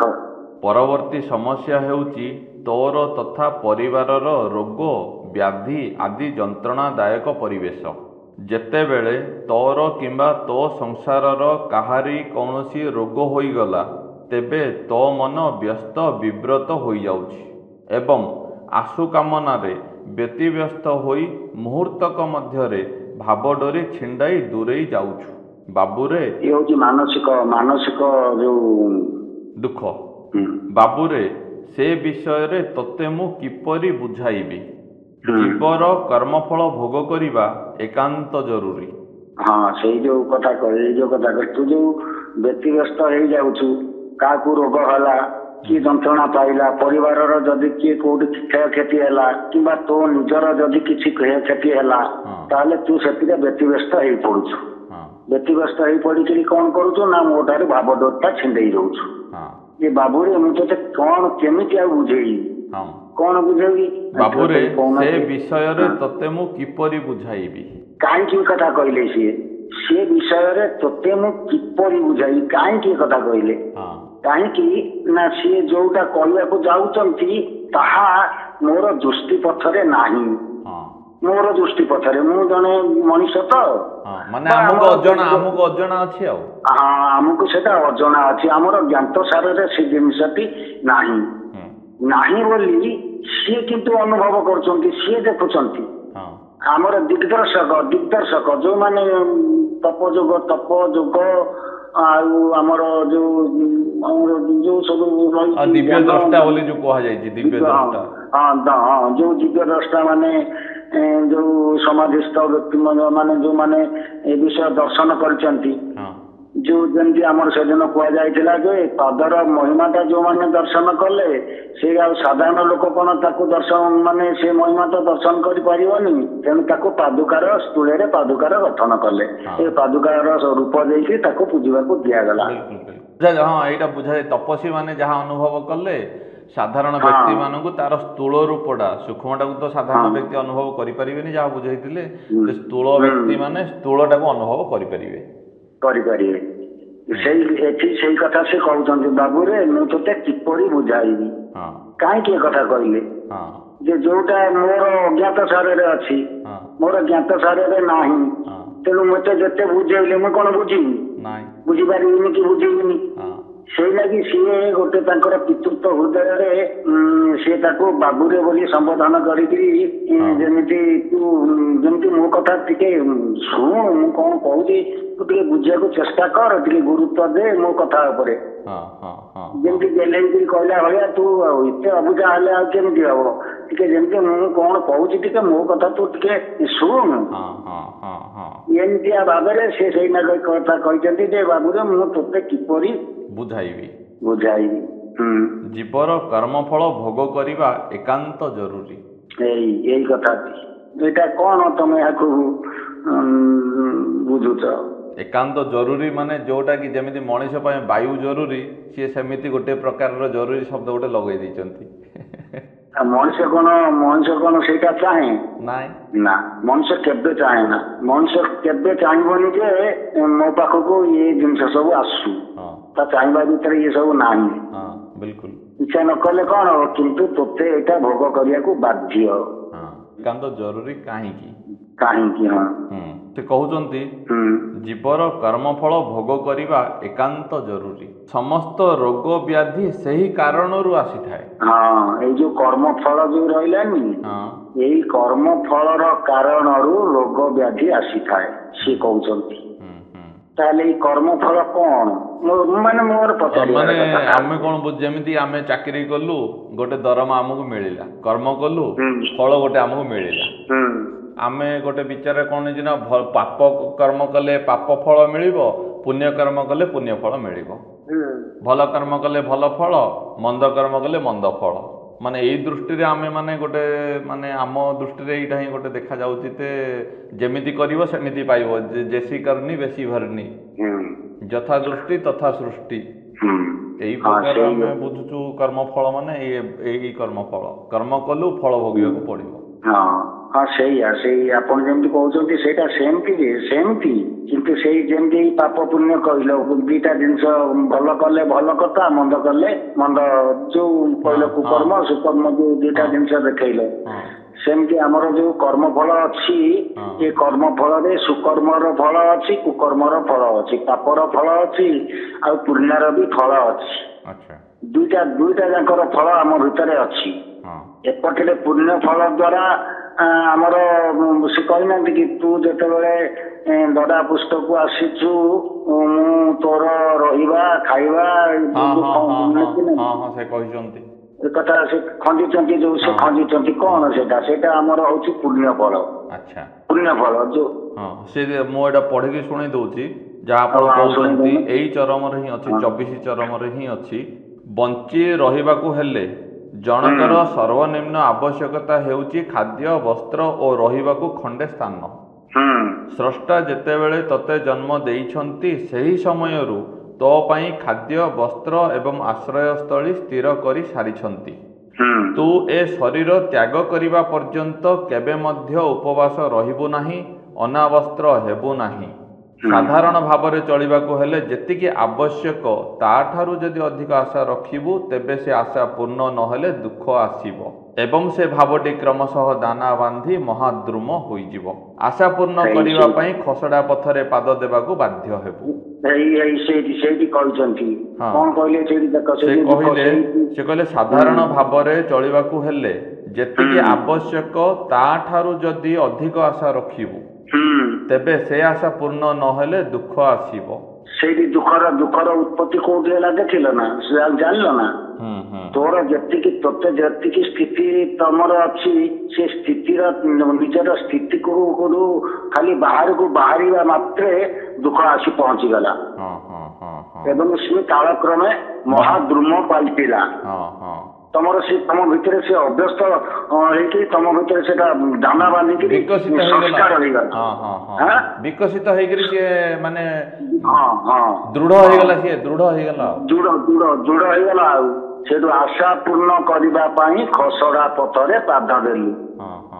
ଆଶା ପୂର୍ଣ୍ଣ କରିବା ପାଇଁ, ଏଇ ଆଶାକୁ ପୂର୍ଣ୍ଣ କରିବା ପାଇଁ କୋଉ ନକାରାତ୍ମକ ତତ୍ଵକୁ ପୂର୍ଣ୍ଣ କରିବାକୁ ଚାହିଁ ଗତ ଥର ବି କହିଥିଲି ଏ କଥା ଯେ ନକାରାତ୍ମକ ତତ୍ଵକୁ ଯାହା ତୋ ପାଇଁକା ବିଧି ଖଞ୍ଜିନି ତୁ ଯଦି ତାକୁ ଚାହିଁ ସେଥିରୁ ଯୋଉ ଦୁଃଖ ଆସିବ ସେଇ ଦୁଃଖକୁ ଉପଶମ କରିବା ପାଇଁ ବା ସେଇ ଦୁଃଖକୁ ପୂରଣ କରିବା ପାଇଁ ତୋ ଭିତରେ ସେ ଯେତେବେଳେ ଦାନା ବାନ୍ଧିକିରି ତୋ ଭିତରେ କେତେ ସେ ବିବ୍ରତ କରି ପକେଇବ, ତୁ ସେତେବେଳେ କଣ କରିବୁ ନା ତାକୁ ପୂରଣ କରିବା ପାଇଁ ଚେଷ୍ଟିତ ହବୁ। ଏହି ଚେଷ୍ଟାର ସୁଯୋଗ ନିଅନ୍ତି କୋଉମାନେ ନା ପ୍ରତାରକ ମାନେ କଣ କରନ୍ତି ନା ଏହି ସମୟରେ ପ୍ରଲୋଭନରେ ଏମାନଙ୍କୁ ପକେଇ ଦିଅନ୍ତି। କାହିଁକିନା ଏମାନେ ଦୁଃଖ ବିନାଶ କରିବାର ପ୍ରଲୋଭନରେ ଥାଆନ୍ତି। ପ୍ରତାରକ ମାନେ ଯେତେବେଳେ ପ୍ରଲୋଭନ ଦେଖେଇ ଦିଅନ୍ତି ଏମାନେ ସେଥିରେ ପଡିଯାଆନ୍ତି। ସେଇ କଥାଟି କହିଛନ୍ତି ତୁ ଖସଡ଼ା ପଥ, ଏଇଟା ହେଲା ତୋ ପାଇଁକା ଏଇ ଯୋଉ ଦୁଃଖକୁ ବିନାଶ, ତୋର ଯୋଉ ନକାରାତ୍ମକ ଦୁଃଖକୁ ବିନାଶ କରିବାକୁ ତୁ ଯୋଉ ଉପାୟ ଖୋଜୁଛୁ, କୌଶଳ ଖୋଜୁଛୁ, ଏଇଟା ହଉଛି ତୋ ପାଇଁକା ଖସଡ଼ା ପଥ ଖୋଜିବୁ। ଆଶା ପୂର୍ଣ୍ଣ କରିବା ପାଇଁ ଖସଡ଼ା ପଥରେ ପାଦ ଦେବାକୁ ବାଧ୍ୟ ହେବୁ। ତାପରେ ସେ ମୂଳ କଥାକୁ ଚାଲ, ସେଠି କର୍ମଫଳ। ଏଇ ଯୋଉ କର୍ମଫଳ ଆମର ଭୋଗ କରିବାକୁ ଆମେ ବାଧ୍ୟ ହଉଛେ କୋଉଠି? ବର୍ତ୍ତମାନ ଏଇ ଯୋଉ ଜନ୍ମ ଆମେ ନେଇଛେ, ଦେହ ନେଇଛେ, ଏଇ ଦେହରେ ଆମକୁ ଭୋଗ କରିବାକୁ ପଡୁଛି। ସେ ଗୋଟିଏ କଥା କହିଛନ୍ତି ଯେ ମୁଁ ଯେତେବେଳେ ସ୍ଥୂଳରେ ଅଛି ସେତେବେଳେ ତୋର ଏଗୁଡାକ ସବୁ ଭୋଗ ହେଇଯିବା ଦରକାର। କଣ ସ୍ଥୂଳରେ ଅଛନ୍ତି? ସ୍ଥୂଳରେ କଣ ଯିଏ ଅଛନ୍ତି? ଏଇଟା ମୋ ଶରୀର ଭିତରେ ମୁଁ ପାଇଁ ସ୍ଥୂଳ ଶରୀର ଧରିଛି, ସିଏ ବର୍ତ୍ତମାନ ସ୍ଥୂଳ ଶରୀରରେ ମୋ ସ୍ଥୂଳ ଶରୀରରେ ସିଏ ମୋ ଭିତରେ ଉପସ୍ଥିତ ଅଛନ୍ତି। ତେଣୁ ସିଏ ଯେତେବେଳେ ମୋ ଭିତରେ ଉପସ୍ଥିତ ଅଛନ୍ତି ସେତେବେଳେ ମୋର ଶରୀର ଭୋଗାତ୍ମକ ହେଇକିରି ଅଛି। ଶରୀର ହଉଛି ଭୋଗ କରିବାର ଯୋଗ୍ୟ, ଆଉ ଶରୀର ନଥିଲେ ଭୋଗ କୋଉଥିରେ ହବ? ତେଣୁ ତାଙ୍କର ସ୍ଥୂଳ ଉପସ୍ଥିତି, ସିଏ ବର୍ତ୍ତମାନ ମୋ ସ୍ଥୂଳ ଶରୀରରେ ଉପସ୍ଥିତ ଅଛନ୍ତି, ସ୍ଥୂଳରେ ଉପସ୍ଥିତ ଅଛନ୍ତି। ତେଣୁ ଏଇ ଯୋଉ କର୍ମଫଳ ସେ କହୁଛନ୍ତି, ଯୋଉ କର୍ମଫଳ ଯୋଉ କଥା କହିଛନ୍ତି, କର୍ମଫଳ ତୋତେ କେମିତି ତତେ ବୁଝେଇବି? ଏଇ କର୍ମଫଳ ତୋତେ ଭୋଗ କରିବାକୁ ବାଧ୍ୟ। ଏଇ କର୍ମଫଳ କଣ ଭୋଗ କରିବାକୁ ବାଧ୍ୟ? କାହିଁକି ନା ଏଇ କର୍ମଫଳର ପ୍ରକାର ଭେଦ ଅଛି। ପ୍ରକାର ଭେଦ କଣ ନା ଭୂତ, ଭବିଷ୍ୟ ଆଉ ବର୍ତ୍ତମାନ, ତିନି ପ୍ରକାରର ଭୋଗ ଆମକୁ ଇହ ଜନ୍ମରେ ଭୋଗ କରିବାକୁ ପଡିବ, ବାଧ୍ୟ। ଏଇଟା ବିଧି ନିର୍ଦ୍ଦିଷ୍ଟ ହେଇକିରି ଅଛି। ଶରୀର ଆସିଛି ମାନେ ଶରୀର ଆସିଛି, ତା ଦେହରେ ସେପଟେ ସେ ଜିନିଷ ଖଞ୍ଜୁଛନ୍ତି, କିଏ? ସେଇ ଯିଏ ସୃଷ୍ଟି କରିଛନ୍ତି, ପୁଣି ଏପଟେ ଏ ଜିନିଷ ଖଞ୍ଜିଛନ୍ତି। ଏ ଜିନିଷ ବି ମଧ୍ୟ ତାଙ୍କର ରହିଛି ବାଟ, ଏ ଜିନିଷ ବି ମଧ୍ୟ ରହିଛି ଆ ଭିତରେ, ଆମ ଶରୀର ଭିତରେ। କଣ ନା ଭୂତ ଯୋଉଟା ଆମର ଅତୀତ ହେଇଯାଇଛି, ଯୋଉ ଜନ୍ମ ଗୁଡ଼ିକ ଆମର ଅତୀତ ହେଇଯାଇଛି। ଆମର ଅତୀତରେ ଅନେକ ଜନ୍ମ ଆମେ ଅତିକ୍ରମ କରିକି ବର୍ତ୍ତମାନ ଏ ଜନ୍ମକୁ ଆଇଛେ। ଏକଥା ଶାସ୍ତ୍ରରେ ଅଛି ଯେ 84 ଲକ୍ଷ ଯୋନି ଭ୍ରମଣର ବର୍ଣ୍ଣନା ବି ମଧ୍ୟ ଶାସ୍ତ୍ରରେ ଅଛି। ତାପରେ ଭାଗବତରେ ବି ଆମର ଗୋଟିଏ ପଦ ଅଛି, ଅନେକ ଜନ୍ମ ତପ ଫଳେ ମନୁଷ୍ୟ ଜନ୍ମ ମୋହି ତଳେ। ଏଇ ମାନବ ଏଇ ଦେହଟି ଦେହ ମାତ୍ରରେ ଏଇ ଦେହରେ ହିଁ କରିବାକୁ ପଡିବ ସାଧନ। ଏଇ ଦେହରେ କହିଲି ଅନେକ ଜନ୍ମ ତପ ଫଳ। ଏଇ ଅନେକ ଜନ୍ମ ତପ କଣ? ଅନେକ ଜନ୍ମରେ ଯୋଉ ଜନ୍ମାନ୍ତର ବାଦରେ ଯୋଉ 84 ଲକ୍ଷ ଜମି ଭ୍ରମଣରେ ଯୋଉ ପ୍ରକାରର ସବୁ ଜିନିଷ ତା ଭିତରେ ଖନ୍ଦି ହେଇକିରି ଥିଲା, ସେଇ ଯୋଉ ଅନେକ ଜନ୍ମ ତପ କଲା, ଅନେକ ଜନ୍ମରେ ଯେତେବେଳେ ସେ ଭୋଗ କଲା, ଦେଖୁନାହାନ୍ତି ସଂସାରରେ ଦେଖୁନାହାନ୍ତି କେତେ ଦୁଃଖୀ ଅଛନ୍ତି, କେତେ ରୋଗୀ ଅଛନ୍ତି, କେତେ ଯୋଗୀ ଅଛନ୍ତି, ଏ ଯୋଉ ପ୍ରକାର ଏମିତି ଯେମିତି ସବୁ କାହିଁକି ହେଇଛି? ଧନର ଅଭାବ ନାହିଁ କିନ୍ତୁ ରୋଗରେ ଘାଣ୍ଟି ହଉଛନ୍ତି। ସେଇଟା ଗୋଟେ ପଟେ ତ ଐଶ୍ୱର୍ଯ୍ୟ ମିଳିଛି କିନ୍ତୁ ଆଉ ଗୋଟେ ଭୋଗ ହେଇପାରୁନି। ଏପଟରେ ପୁଣ୍ୟ ଫଳ ଅଛି, ପୁଣି ଏପଟରେ ପାପ ଫଳ ଅଛି। ଦିଟା ଯାକ ଆସିଛି, ଦିଟା ଯାକ ଜିନିଷ ଆସିଛି। ତେଣୁ ପ୍ରାରବ୍ଧ ହଉଛି କଣ ନା, ଯାହା ଆମର ଅତୀତ ହେଇଯାଇଥିଲା ସିଏ ବର୍ତ୍ତମାନ କଣ ହେଉଛି ନା, ସିଏ ଆମ ଭିତରେ ସଂସ୍କାର ଆକାରରେ ଆସିଛି ଏ ଶରୀରରେ। ଆତ୍ମା ସିନା ଦେହ ଛାଡିକିରି ପଳେଇବ କିନ୍ତୁ ସଂସ୍କାର ନେଇକିରି ଯିବ, ସଂସ୍କାରକୁ ନେଇକିରି ଯିବ, ତା ସାଙ୍ଗରେ ଯିବ। ଆତ୍ମା ନିର୍ବିକାର ସତ୍ୟ, କିନ୍ତୁ ଇନ୍ଦ୍ରିୟ ମାନେ ତା ସାଙ୍ଗରେ ଯାଆନ୍ତି। ଜୀବ ଆତ୍ମା, ଆତ୍ମା ସିନା ନିର୍ବିକାର, ଜୀବ କିନ୍ତୁ ବିକାର ଯୁକ୍ତ। ତେଣୁ ଆତ୍ମା ଜୀବ ସହିତ ସଂଯୋଗ ହେଇକିରି ଅଛି। ମାନେ ଇହ ଜଗତରେ ଅଛି, ପୁଣି ସୂକ୍ଷ୍ମ ଜଗତରେ ରହୁଛି, ପୁଣି କାରଣ ଜଗତ ପର୍ଯ୍ୟନ୍ତ ମଧ୍ୟ ଯାଉଛି। କିଏ ନା ଜୀବ ଆତ୍ମା ସହିତ ଯୋଗ ହେଇକିରି, ଯୋଡି ହେଇକିରି ସେ ଯୋଗ ହେଇକିରି ଅଛନ୍ତି, କିନ୍ତୁ କାମ ଅଲଗା ଅଲଗା ଅଛି। ତେଣୁ ଏଇ ଯୋଉ ଜୀବ ତତ୍ଵ ଆତ୍ମା ସାଙ୍ଗରେ ଯୋଗ ହେଇକିରି ଯାଉଛି, ଏଇ ଜୀବ ଭିତରେ ଏ ସଂସ୍କାର ଗୁଡିକ ସବୁ ଯାଉଛନ୍ତି। ଜୀବ ଭିତରେ ରହିଛନ୍ତି ଏ ଯୋଉ ଚତୁର୍ବିଂଶତି ତତ୍ଵ, ପଞ୍ଚବିଂଶତି ତତ୍ଵ ତ ଆଉ 25 ତତ୍ଵ। ଆଉ ତାହେଲେ ଏଇଠି ଯୋଉ ଆପଣ ଯୋଉଟା କହିଲେ ଯେ ଆମେ ଯୋଉ କର୍ମ ଅତୀତରେ କରି କରି ଆସିଛୁ, ସିଏ ବି ଆମକୁ ବର୍ତ୍ତମାନ ସଂସ୍କାର ରୂପରେ ପ୍ରାପ୍ତ ହୋଇଛି। ଆମ ଶରୀରରେ ସିଏ ଆସିଛି, ପୁଣି ତାହା ଆମର ଅଜ୍ଞାତରେ ଅଛି। ସେ ପୁଣି କଣ କରିବ ନା ଭବିଷ୍ୟତରେ ଆସିବ। ଆମର ଭବିଷ୍ୟତରେ ଆସିବ, ଆମେ ଜାଣିନେ। ଆମେ ନା ଭବିଷ୍ୟତକୁ ଅନୁଭବ କରିପାରୁଛେ। ସେଇନାଗି କହିଲେ କେମିତି ମୁଁ ତତେ ବୁଝେଇବି ଏଇ କଥାଟି, ଏଇ ଯୋଉ ସଂସ୍କାର, ଏଇ କଥାଟି ପାଇଁ ସେ କହିଲେ ଯେ କଣ ନା, ତୋର ଅତୀତରେ ଯୋଉ ସବୁ ସଂସ୍କାର ଅଛି, ଗଚ୍ଛିତ ହେଇକିରି ଅଛି, ସିଏ କଣ କରିବ ନା ଭବିଷ୍ୟତରେ ପରିସ୍ଫୁଟ ହବ। କାଳକ୍ରମେ ସମୟାନୁପାତରେ ଭବିଷ୍ୟତକୁ ଆସିବ। ଅତୀତ ସହିତ ଭବିଷ୍ୟତ ଯୋଡି ହେଇକିରି ଅଛି, ସଂଯୋଗ ହେଇକିରି ଅଛି। ଯୋଉଟା ଆମର ଭବିଷ୍ୟତରେ ସବୁ ଆସିବନି, ସେଗୁଡାକ ସବୁ ଅତୀତରେ ସଂସ୍କାର ହେଇକି ଥିଲା ବୋଲି ଭବିଷ୍ୟତକୁ ସବୁ ଆସୁଛି। ଜୀବ ତତ୍ଵରେ ଯୋଉ 25 ତତ୍ଵ ଅଛନ୍ତି, 25 ପ୍ରକୃତି ଅଛନ୍ତି, ସେଇ 25 ପ୍ରକୃତିଙ୍କର କ୍ରିୟାରୁ ସଂସ୍କାର ଦେହରେ ଜୀବଠାରେ ଗଚ୍ଛିତ ହେଇକିରି ରହେ। ଜୀବ ଯେତେବେଳେ ସ୍ଥୂଳ ଦେହ ତ୍ୟାଗ କରେ, ଜୀବ କିନ୍ତୁ ଅବିନାଶୀ, ଜୀବ ମରେ ନା। ଜୀବ ହଉଛି ଅବିନାଶୀ। ଦେହ ସିନା ରୂପାନ୍ତର ମରେ, କିନ୍ତୁ ଜୀବ ମରେ ନା, ଜୀବ ଅବିନାଶୀ। ଜୀବ ଅବିନାଶୀ, ନିତ୍ୟ, ସତ୍ୟ ଆଉ ସନାତନ, ତାର ବିନାଶ ନାହିଁ। କାହିଁକି ନା ସେ ଯାହାଠାରୁ ସୃଷ୍ଟି ହେଇଛି ତାଙ୍କର ଯଦି ବିନାଶ ନାହିଁ, ତାହେଲେ ସୃଷ୍ଟିର କେମିତି ବିନାଶ ହବ? ସ୍ରଷ୍ଟାଙ୍କର ଯଦି ବିନାଶ ନାହିଁ, ସୃଷ୍ଟିର କେମିତି ବିନାଶ ହବ? ହେଇପାରିବନି। ସିଏ ବି ଅବିନାଶୀ, ଇଏ ବି ଅବିନାଶୀ। ତେଣୁ ଯୋଉ ସଂସ୍କାର ନେଇକିରି ସିଏ ଜୀବ ଯାଇଥିଲା, ପୁଣି ସେଇ ସଂସ୍କାର ତାକୁ ପୁନରପି ଜନମନ, ପୁନରପି ମରଣଂ, ଜନନୀ ଜଠରେ ଶୟନଂ, ଯୋଉ ଆମର ଗୋଟେ କଣ ସେ ପୁନରପି ଜନନମ୍ ପୁନରପି ମରଣମ୍ ପୁନରପି ଜନନୀ ଜଠରେ ଶୟନମ୍। ଏଇ ଯୋଉ ଜିନିଷଟା ଆମର ଅଛି, ଏଇଟା କୋଉଥିପାଇଁକା ହଉଛି ନା, ଏଇ ଯୋଉ ସଂସ୍କାର ଆମ ଭିତରେ ଅଛି। ଜନ୍ମାନ୍ତର ବାଦର ଯୋଉ ସଂସ୍କାର ଆମ ଭିତରେ ଗଡି ଗଡିକା ଆସୁଛି। ଜନ୍ମାନ୍ତରର ସଂସ୍କାର, ଏ ଜନ୍ମର ସଂସ୍କାର 4 ଜନ୍ମକୁ ପଳେଇବ। ଏମିତି କିଛି ମାନେ ନାହିଁ ଯେ ଏ ଜନ୍ମର ସଂସ୍କାର ଆର ଜନ୍ମକୁ ସବୁ ସରିଯିବ, ସେମିତି ନାହିଁ। ଗୋଟେ ଜନ୍ମର ସଂସ୍କାର 5 ଜନ୍ମ ପର୍ଯ୍ୟନ୍ତ ବି ତାର, ଯେମିତି ପଦ୍ମର ମଞ୍ଜି, ପଦ୍ମ ଏ ଯୋଉ ପଦ୍ମ ଫୁଲ ନୁହଁ, ତାର ଯୋଉ ମଞ୍ଜି, ସିଏ ପଙ୍କ ଭିତରେ ବଞ୍ଚିକିରି ରହିବ 100 ବର୍ଷ। ଯଦି ଉପର ଦଳ ହେଇଗଲା କି ପାଣିର ଉପରେ କିଛି ଛାଇଆ ହେଇଗଲା ସିଏ ବାହାରିବନି। ଆଚ୍ଛା 100 ବର୍ଷ ପର୍ଯ୍ୟନ୍ତ ପଙ୍ଖରେ ବଞ୍ଚିକି ରହିବ। ଉପରେ ଯଦି ସ୍ୱଚ୍ଛ ହେଇଗଲା 100 ବର୍ଷ ପରେ ଯାଇକି ତା ଭିତରେ ଏ 100 ବର୍ଷରେ ବି ସିଏ ବାହାରିବ, ମାନେ ଗଛ ବାହାରିବ, ପୁଣି ଫୁଲ ଫୁଟିବ। ଆଚ୍ଛା କଣ ବୁଝିପାରୁଛନ୍ତି ନା?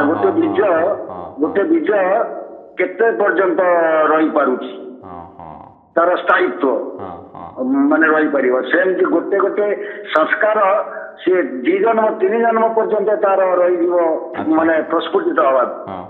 ବୁଝିଲି। ଏଇଟା ପ୍ରାରବ୍ଧରେ ଅଛି।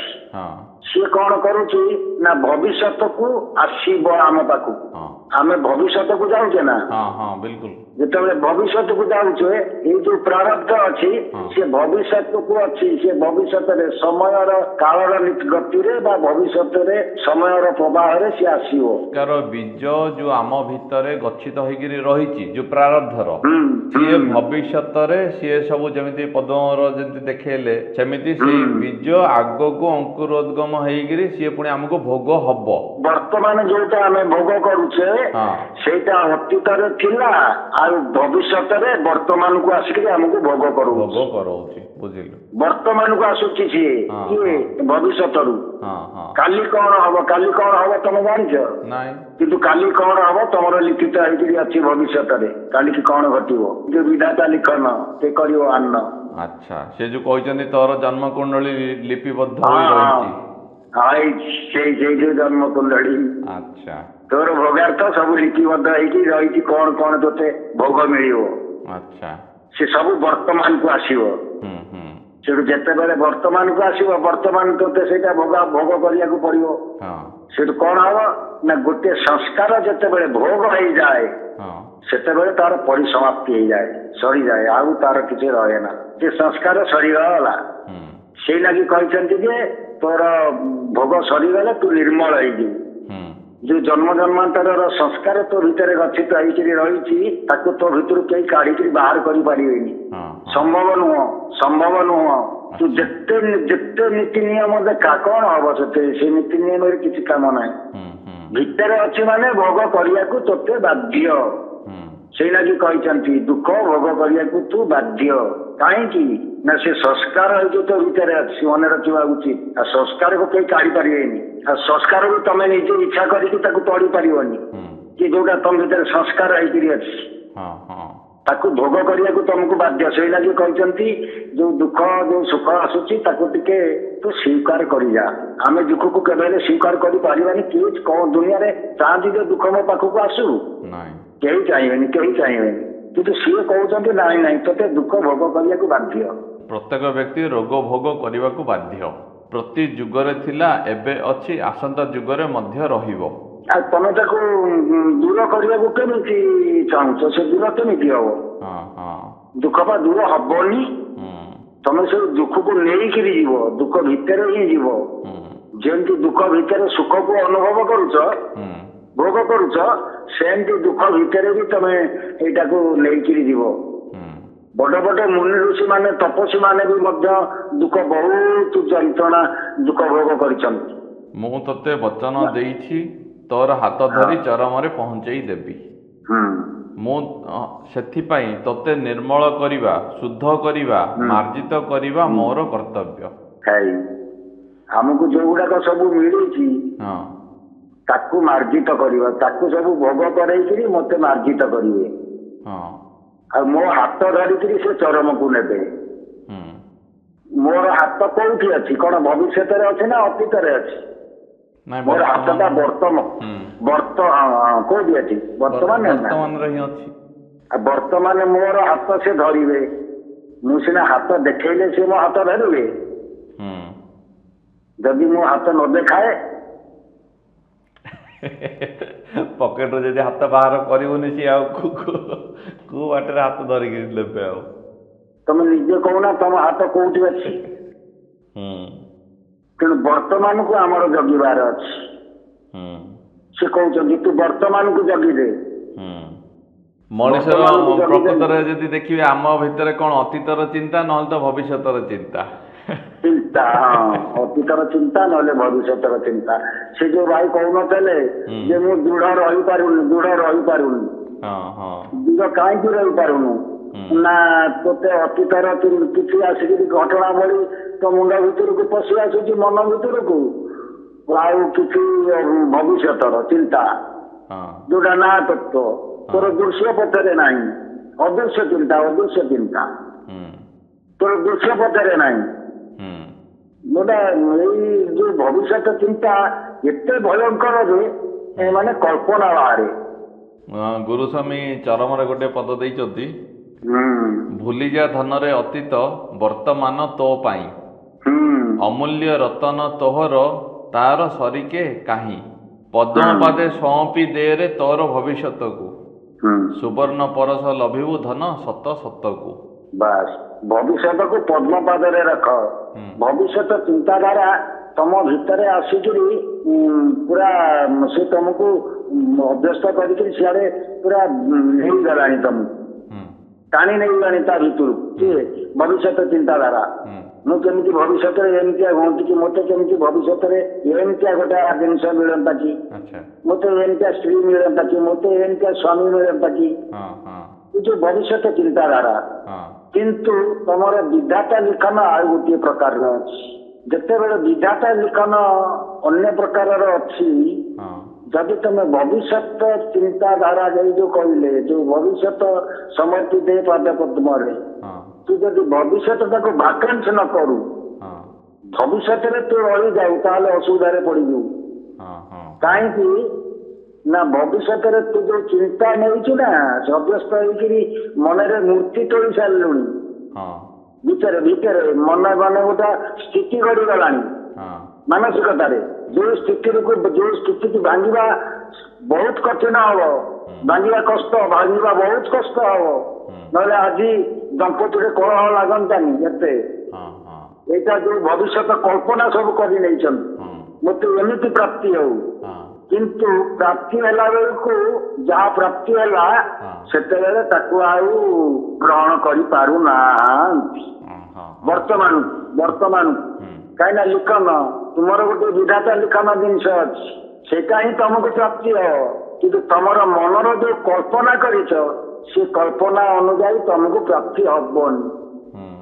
ତେଣୁ କଳ୍ପନା କରନା, ଭବିଷ୍ୟତ ଚିନ୍ତା କରନା। ଭବିଷ୍ୟତକୁ ପାଦ ପଦ୍ମରେ ସମର୍ପି ଦେ ମାନେ କଣ, ଯାହା ପ୍ରଭୁ ଶୂନ୍ୟ କରିଦିଅ, ଭବିଷ୍ୟତଟାକୁ ଶୂନ୍ୟ କରିଦିଅ। ଯଦି ଭବିଷ୍ୟତଟାକୁ ଶୂନ୍ୟ ନ କରିବ, ବର୍ତ୍ତମାନ ଯାହା ତମେ ପାଇବ ସେଥିରେ ସନ୍ତୁଷ୍ଟ ହେଇପାରିବନି। ହଁ, ଯଦି ଆମେ ଗୋଟେ କଳ୍ପନା କରିଥିବୁ କି ଗୋଟେ ଏଇ ଡିଗ୍ରୀଟା ମିଳିବା ପାଇଁ ଆମେ ଚେଷ୍ଟା କରିଥିବୁ, ଦେଖିଲା ବେଳକୁ ସେଇ ଡିଗ୍ରୀ ନ ମିଳିକିରି ଯଦି ତାଠୁ କିଛି ଯଦି କମ୍ ମିଳିଗଲା, ତାହେଲେ ଆଉ ସେଇଟାକୁ ଗ୍ରହଣ କରିବା କଷ୍ଟକର ହେଇଯାଉଛି। ପିଲା ଆତ୍ମହତ୍ୟା କରିଦଉଛନ୍ତି। ହଁ କରିଦଉଛନ୍ତି। ମାର୍କ କମିଗଲେ କରିଦଉଛନ୍ତି। ଦମ୍ପତିରେ ଫାଶୀ ଲଗେଇ ଦଉଛନ୍ତି, ବିଷ ଖାଇ ଦଉଛନ୍ତି। କିନ୍ତୁ ମଣିଷକୁ ମୁକାବିଲା କରିପାରିବ। କିନ୍ତୁ ଏମାନେ ଭବିଷ୍ୟତ କଳ୍ପନା କରିଥିବାରୁ ବର୍ତ୍ତମାନକୁ ମୁକାବିଲା ନ କରି ଆତ୍ମହତ୍ୟା କରୁଛନ୍ତି। ତେଣୁ ବର୍ତ୍ତମାନକୁ ଆଉ ସ୍ୱୀକାର କରିପାରୁନାହାନ୍ତି, ଗୋଡ ଖସଉଛନ୍ତି ଆଡେ ସାଡେ, ବିକୃତ ହେଇଯାଉଛନ୍ତି। ସେଇଲାଗି ପ୍ରଭୁ ସେଠି କହୁଛନ୍ତି ଯେ ତୁ ସେଇଟାକୁ ପାଦ ପଦ୍ମରେ ତୋର ଭବିଷ୍ୟତକୁ ସମର୍ପି ଦେ। ପାଦ ପଦ୍ମ କଣ? ପାଦ ପଦ୍ମରେ ବା ଶରଣ ମାନେ କଣ? ପାଦ ପଦ୍ମ ବା ଶରଣରେ କୌଣସି ସର୍ତ୍ତ ରହିବନି। ସେ ହଉଛି ଶରଣ ହଉଛି ଶୂନ୍ୟ। ଆମର ଶ୍ଲୋକ ନାହିଁ, କୌସ୍ତୁଭ ମଣି ଯାହାର କଣ୍ଠ ତଟରେ ହାର, କୌସ୍ତୁଭ ମଣି ସେଟା ରାଜା। ତାଙ୍କର ବୈରାଗ୍ୟ ସୃଷ୍ଟି ହେଲା, ସେ ଯାଇକି ତପସ୍ୟା କଲେ। ତପସ୍ୟା କରିବାରୁ ସେଇ ତପସ୍ୟାରେ ପ୍ରଭୁ ଆସିକି ତାଙ୍କ ପାଖରେ ପହଞ୍ଚିଲେ। ଯେମିତି ପହଞ୍ଚିଲେ ସେଇଠୁ ସିଏ କହିଲେ, ଆଉ ତୋ ତପସ୍ୟାରେ ମୁଁ ସନ୍ତୁଷ୍ଟ, ତୁ କଣ ମାଗୁଛୁ ମାଗ। ନା ଯଦି ପ୍ରଭୁ ମୋ ତପସ୍ୟାରେ ସନ୍ତୁଷ୍ଟ, ତାହେଲେ ମୋ ଗୋଡ ଦିଟା କାଟି ନେଇଯାଅ। ସେଠୁ ପ୍ରଭୁ କଣ କଲେ ନା, ସେଠୁ ସୁଦର୍ଶନରେ ତାଙ୍କର ପାଦ ଦିଟା କାଟି ଆଣିଲେ। ତାପରେ ସେ ସେଠୁ ପୁଣି ତପସ୍ୟା କଲା। ନା ରେ ତୁ ତ ଯାହା କହିଲୁ ସେଇଆ କଲି, ଫେର କାହିଁକି ଡାକିଲୁ? ଆଉ କଣ ଚାହୁଁଛୁ କହ। ନା ମୋ ହାତ ଦିଟା କାଟିଦିଅ। ସେଠୁ ତା ହାତ ଦିଟା ପ୍ରଭୁ କାଟିଦେଲେ, ସେଠୁ ପଳେଇଲେ। ସେଠୁ ପୁଣି ସେ ଡାକିଲା, ତପସ୍ୟା କଲା। ଯେମିତି ତପସ୍ୟା କଲା, ପ୍ରଭୁ କି ରହିପାରୁଛନ୍ତି ଆଉ। ସେଠୁ ପୁଣି ଆଇଲେ, ଯେମିତି ଆଇଲେ କହିଲେ ପୁଣି କାହିଁକି ଡାକିଲୁ, ଆଉ କଣ ଚାହୁଁଛୁ କହ? ନାଇଁ ବେକଟାକୁ ମୋର କାଟିଦିଅ। ଆଚ୍ଛା ସେଠୁ ବେକ କାଟିଦେଲେ, ଯେମିତି ବେକ କାଟିଦେଲେ ସେଠୁ ପଳେଇଲେ। ସେଠୁ ମୁଣ୍ଡ ତାର କଣ କଲା ନା କାଟିଲା ଆଉ ପ୍ରଭୁକୁ ଆଉ ଯଦି ମୁଣ୍ଡ ଲାଗିଲା ସେଠୁ ପ୍ରଭୁ ଆଇଲେ, କହିଲେ ଆଉ ତୁ ତ ଯାହା କହିଲୁ ମୁଁ ସେଇଆ କଲି, ଫେର କାହିଁ ମତେ ଡାକୁଛୁ? ନା ମୁଁ ତ ତମକୁ ଡାକୁନି, ମୁଁ କାହିଁକି ତମକୁ ଡାକିବି? ତମ ଟିକେ ମୋର କାମ କଣ ଅଛି? ମୋ ମୁଣ୍ଡ ତମକୁ ଡାକୁନି, ତମ ଟିକେ ମୋର କାମ କିଛି ନାହିଁ। ମୋର ଡାକିବା କଥା ମୋର ଡାକିବି, ତମର ଅସୁବିଧା କଣ ହଉଛି? ତମେ ମୋ ପାଖକୁ ଆଉଛ କାହିଁକି? ସେଠୁ କହିଲେ ଇଏ ଆଉ କାମ ନୁହଁ, ଇଏ ବଡ ବେଟେ ହଇରାଣ କଲା, ତାକୁ ଗୋଟିଏ କାମ କରିବି, ଏକାଥରେ ନେଇକିରି ବେକରେ ପକେଇଦେ, କୌସ୍ତୁଭ ମଣି ଯାହାର କଣ୍ଠ ତତରେ ହାର, ତାକୁ ହାର କରିକି ନେଇକିରି ବେକରେ ପକେଇଦେଲେ। ଏଇ ହଉଛି ଆମର ସମର୍ପଣ, ମାନେ ଶୂନ୍ୟ ଭାକାନ, ମାନେ କିଛି ନାହିଁ ଶରଣରେ।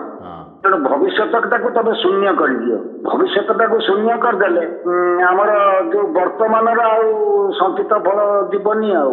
ମାନେ ଯାହା ଆମକୁ ପ୍ରାପ୍ତ ହବ ସେଥିରେ ଆମେ ସନ୍ତୁଷ୍ଟ ହେଇପାରିବୁ, ଆଉ ଯୋଉଟା ହେଇପାରୁନୁ ହେଇପାରୁନୁ ଆମେ ସେଥିରେ ସନ୍ତୁଷ୍ଟ ହେଇପାରିବୁ ଆଉ।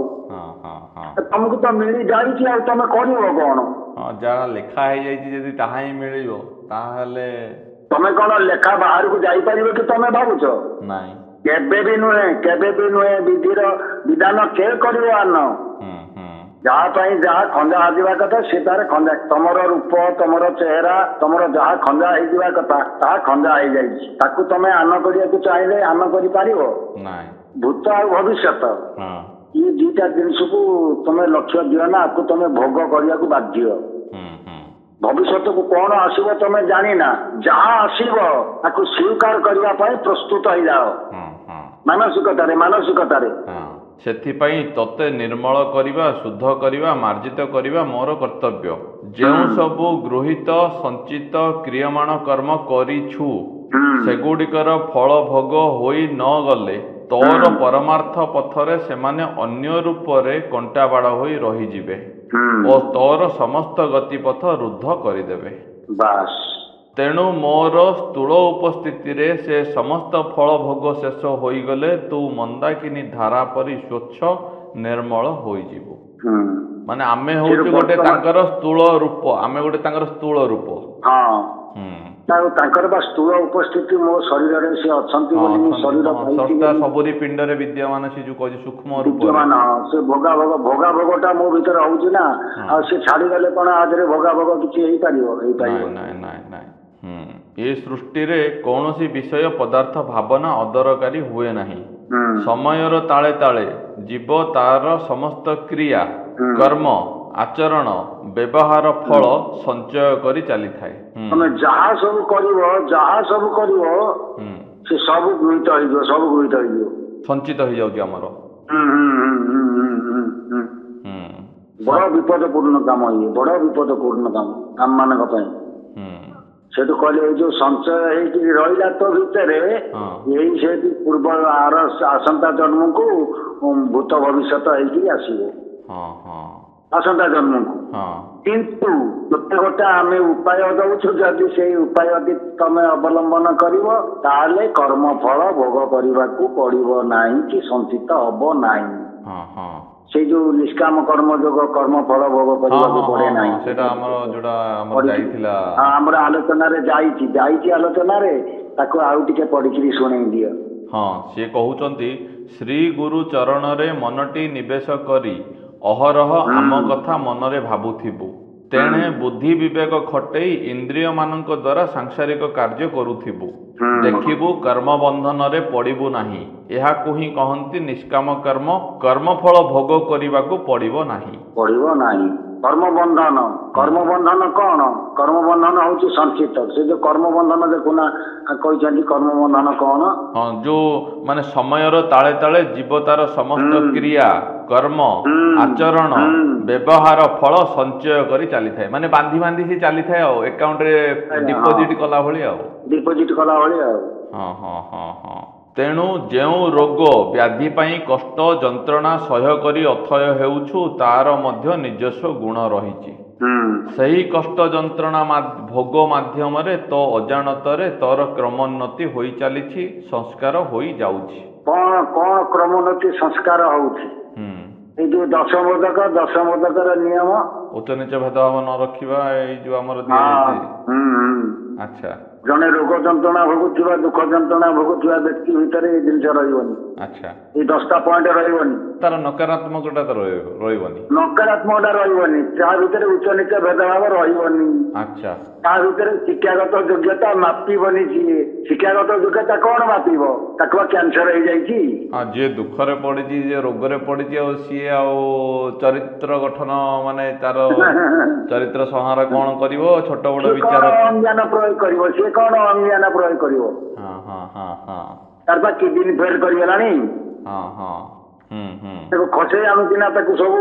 ଏଇ ଯୋଉ ଦଶମୋଦକରେ ଆମର କଣ କରୁଛି? ଇଏ 10ଟା ବା ଆମର ବ୍ୟାଧି। ସେ ବ୍ୟାଧିରୁ ସେ ମୁକ୍ତ କରୁଛି।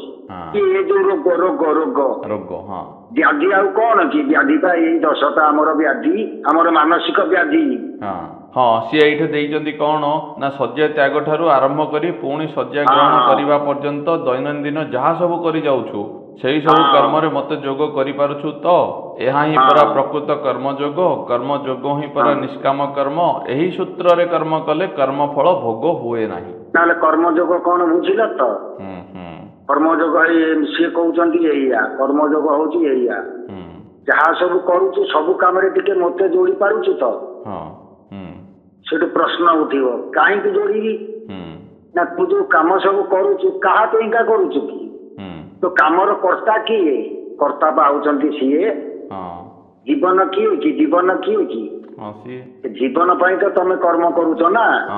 ଯଦି ତା ପାଇଁକା ତମେ କର୍ମ କରୁଛ, କର୍ମଟାକୁ ତା ଉପରେ ନ ଦେଇକି ତମ ଉପରକୁ ସେ ଯୋଉ ଗୋଟେ କ୍ଲାସରେ ଯୋଉ କହୁଥିଲେ ଆପଣ ନିଜକୁ କର୍ତ୍ତା ସଜେଇ ଆତ୍ମଘାତୀ ହେବୁ ନାହିଁ। ତାଙ୍କ ପାଇଁକା ମୋର ସେ କଥା କହୁଛି। ମୋ ଜଠରରେ କ୍ଷୁଧା। ପ୍ରକୃତରେ ଯୋଉ ମା ରୋଷେଇ କରୁଛନ୍ତି ସିଏ ପ୍ରକୃତରେ ରୋଷେଇ କରୁଛନ୍ତି କାହା ପାଇଁକା?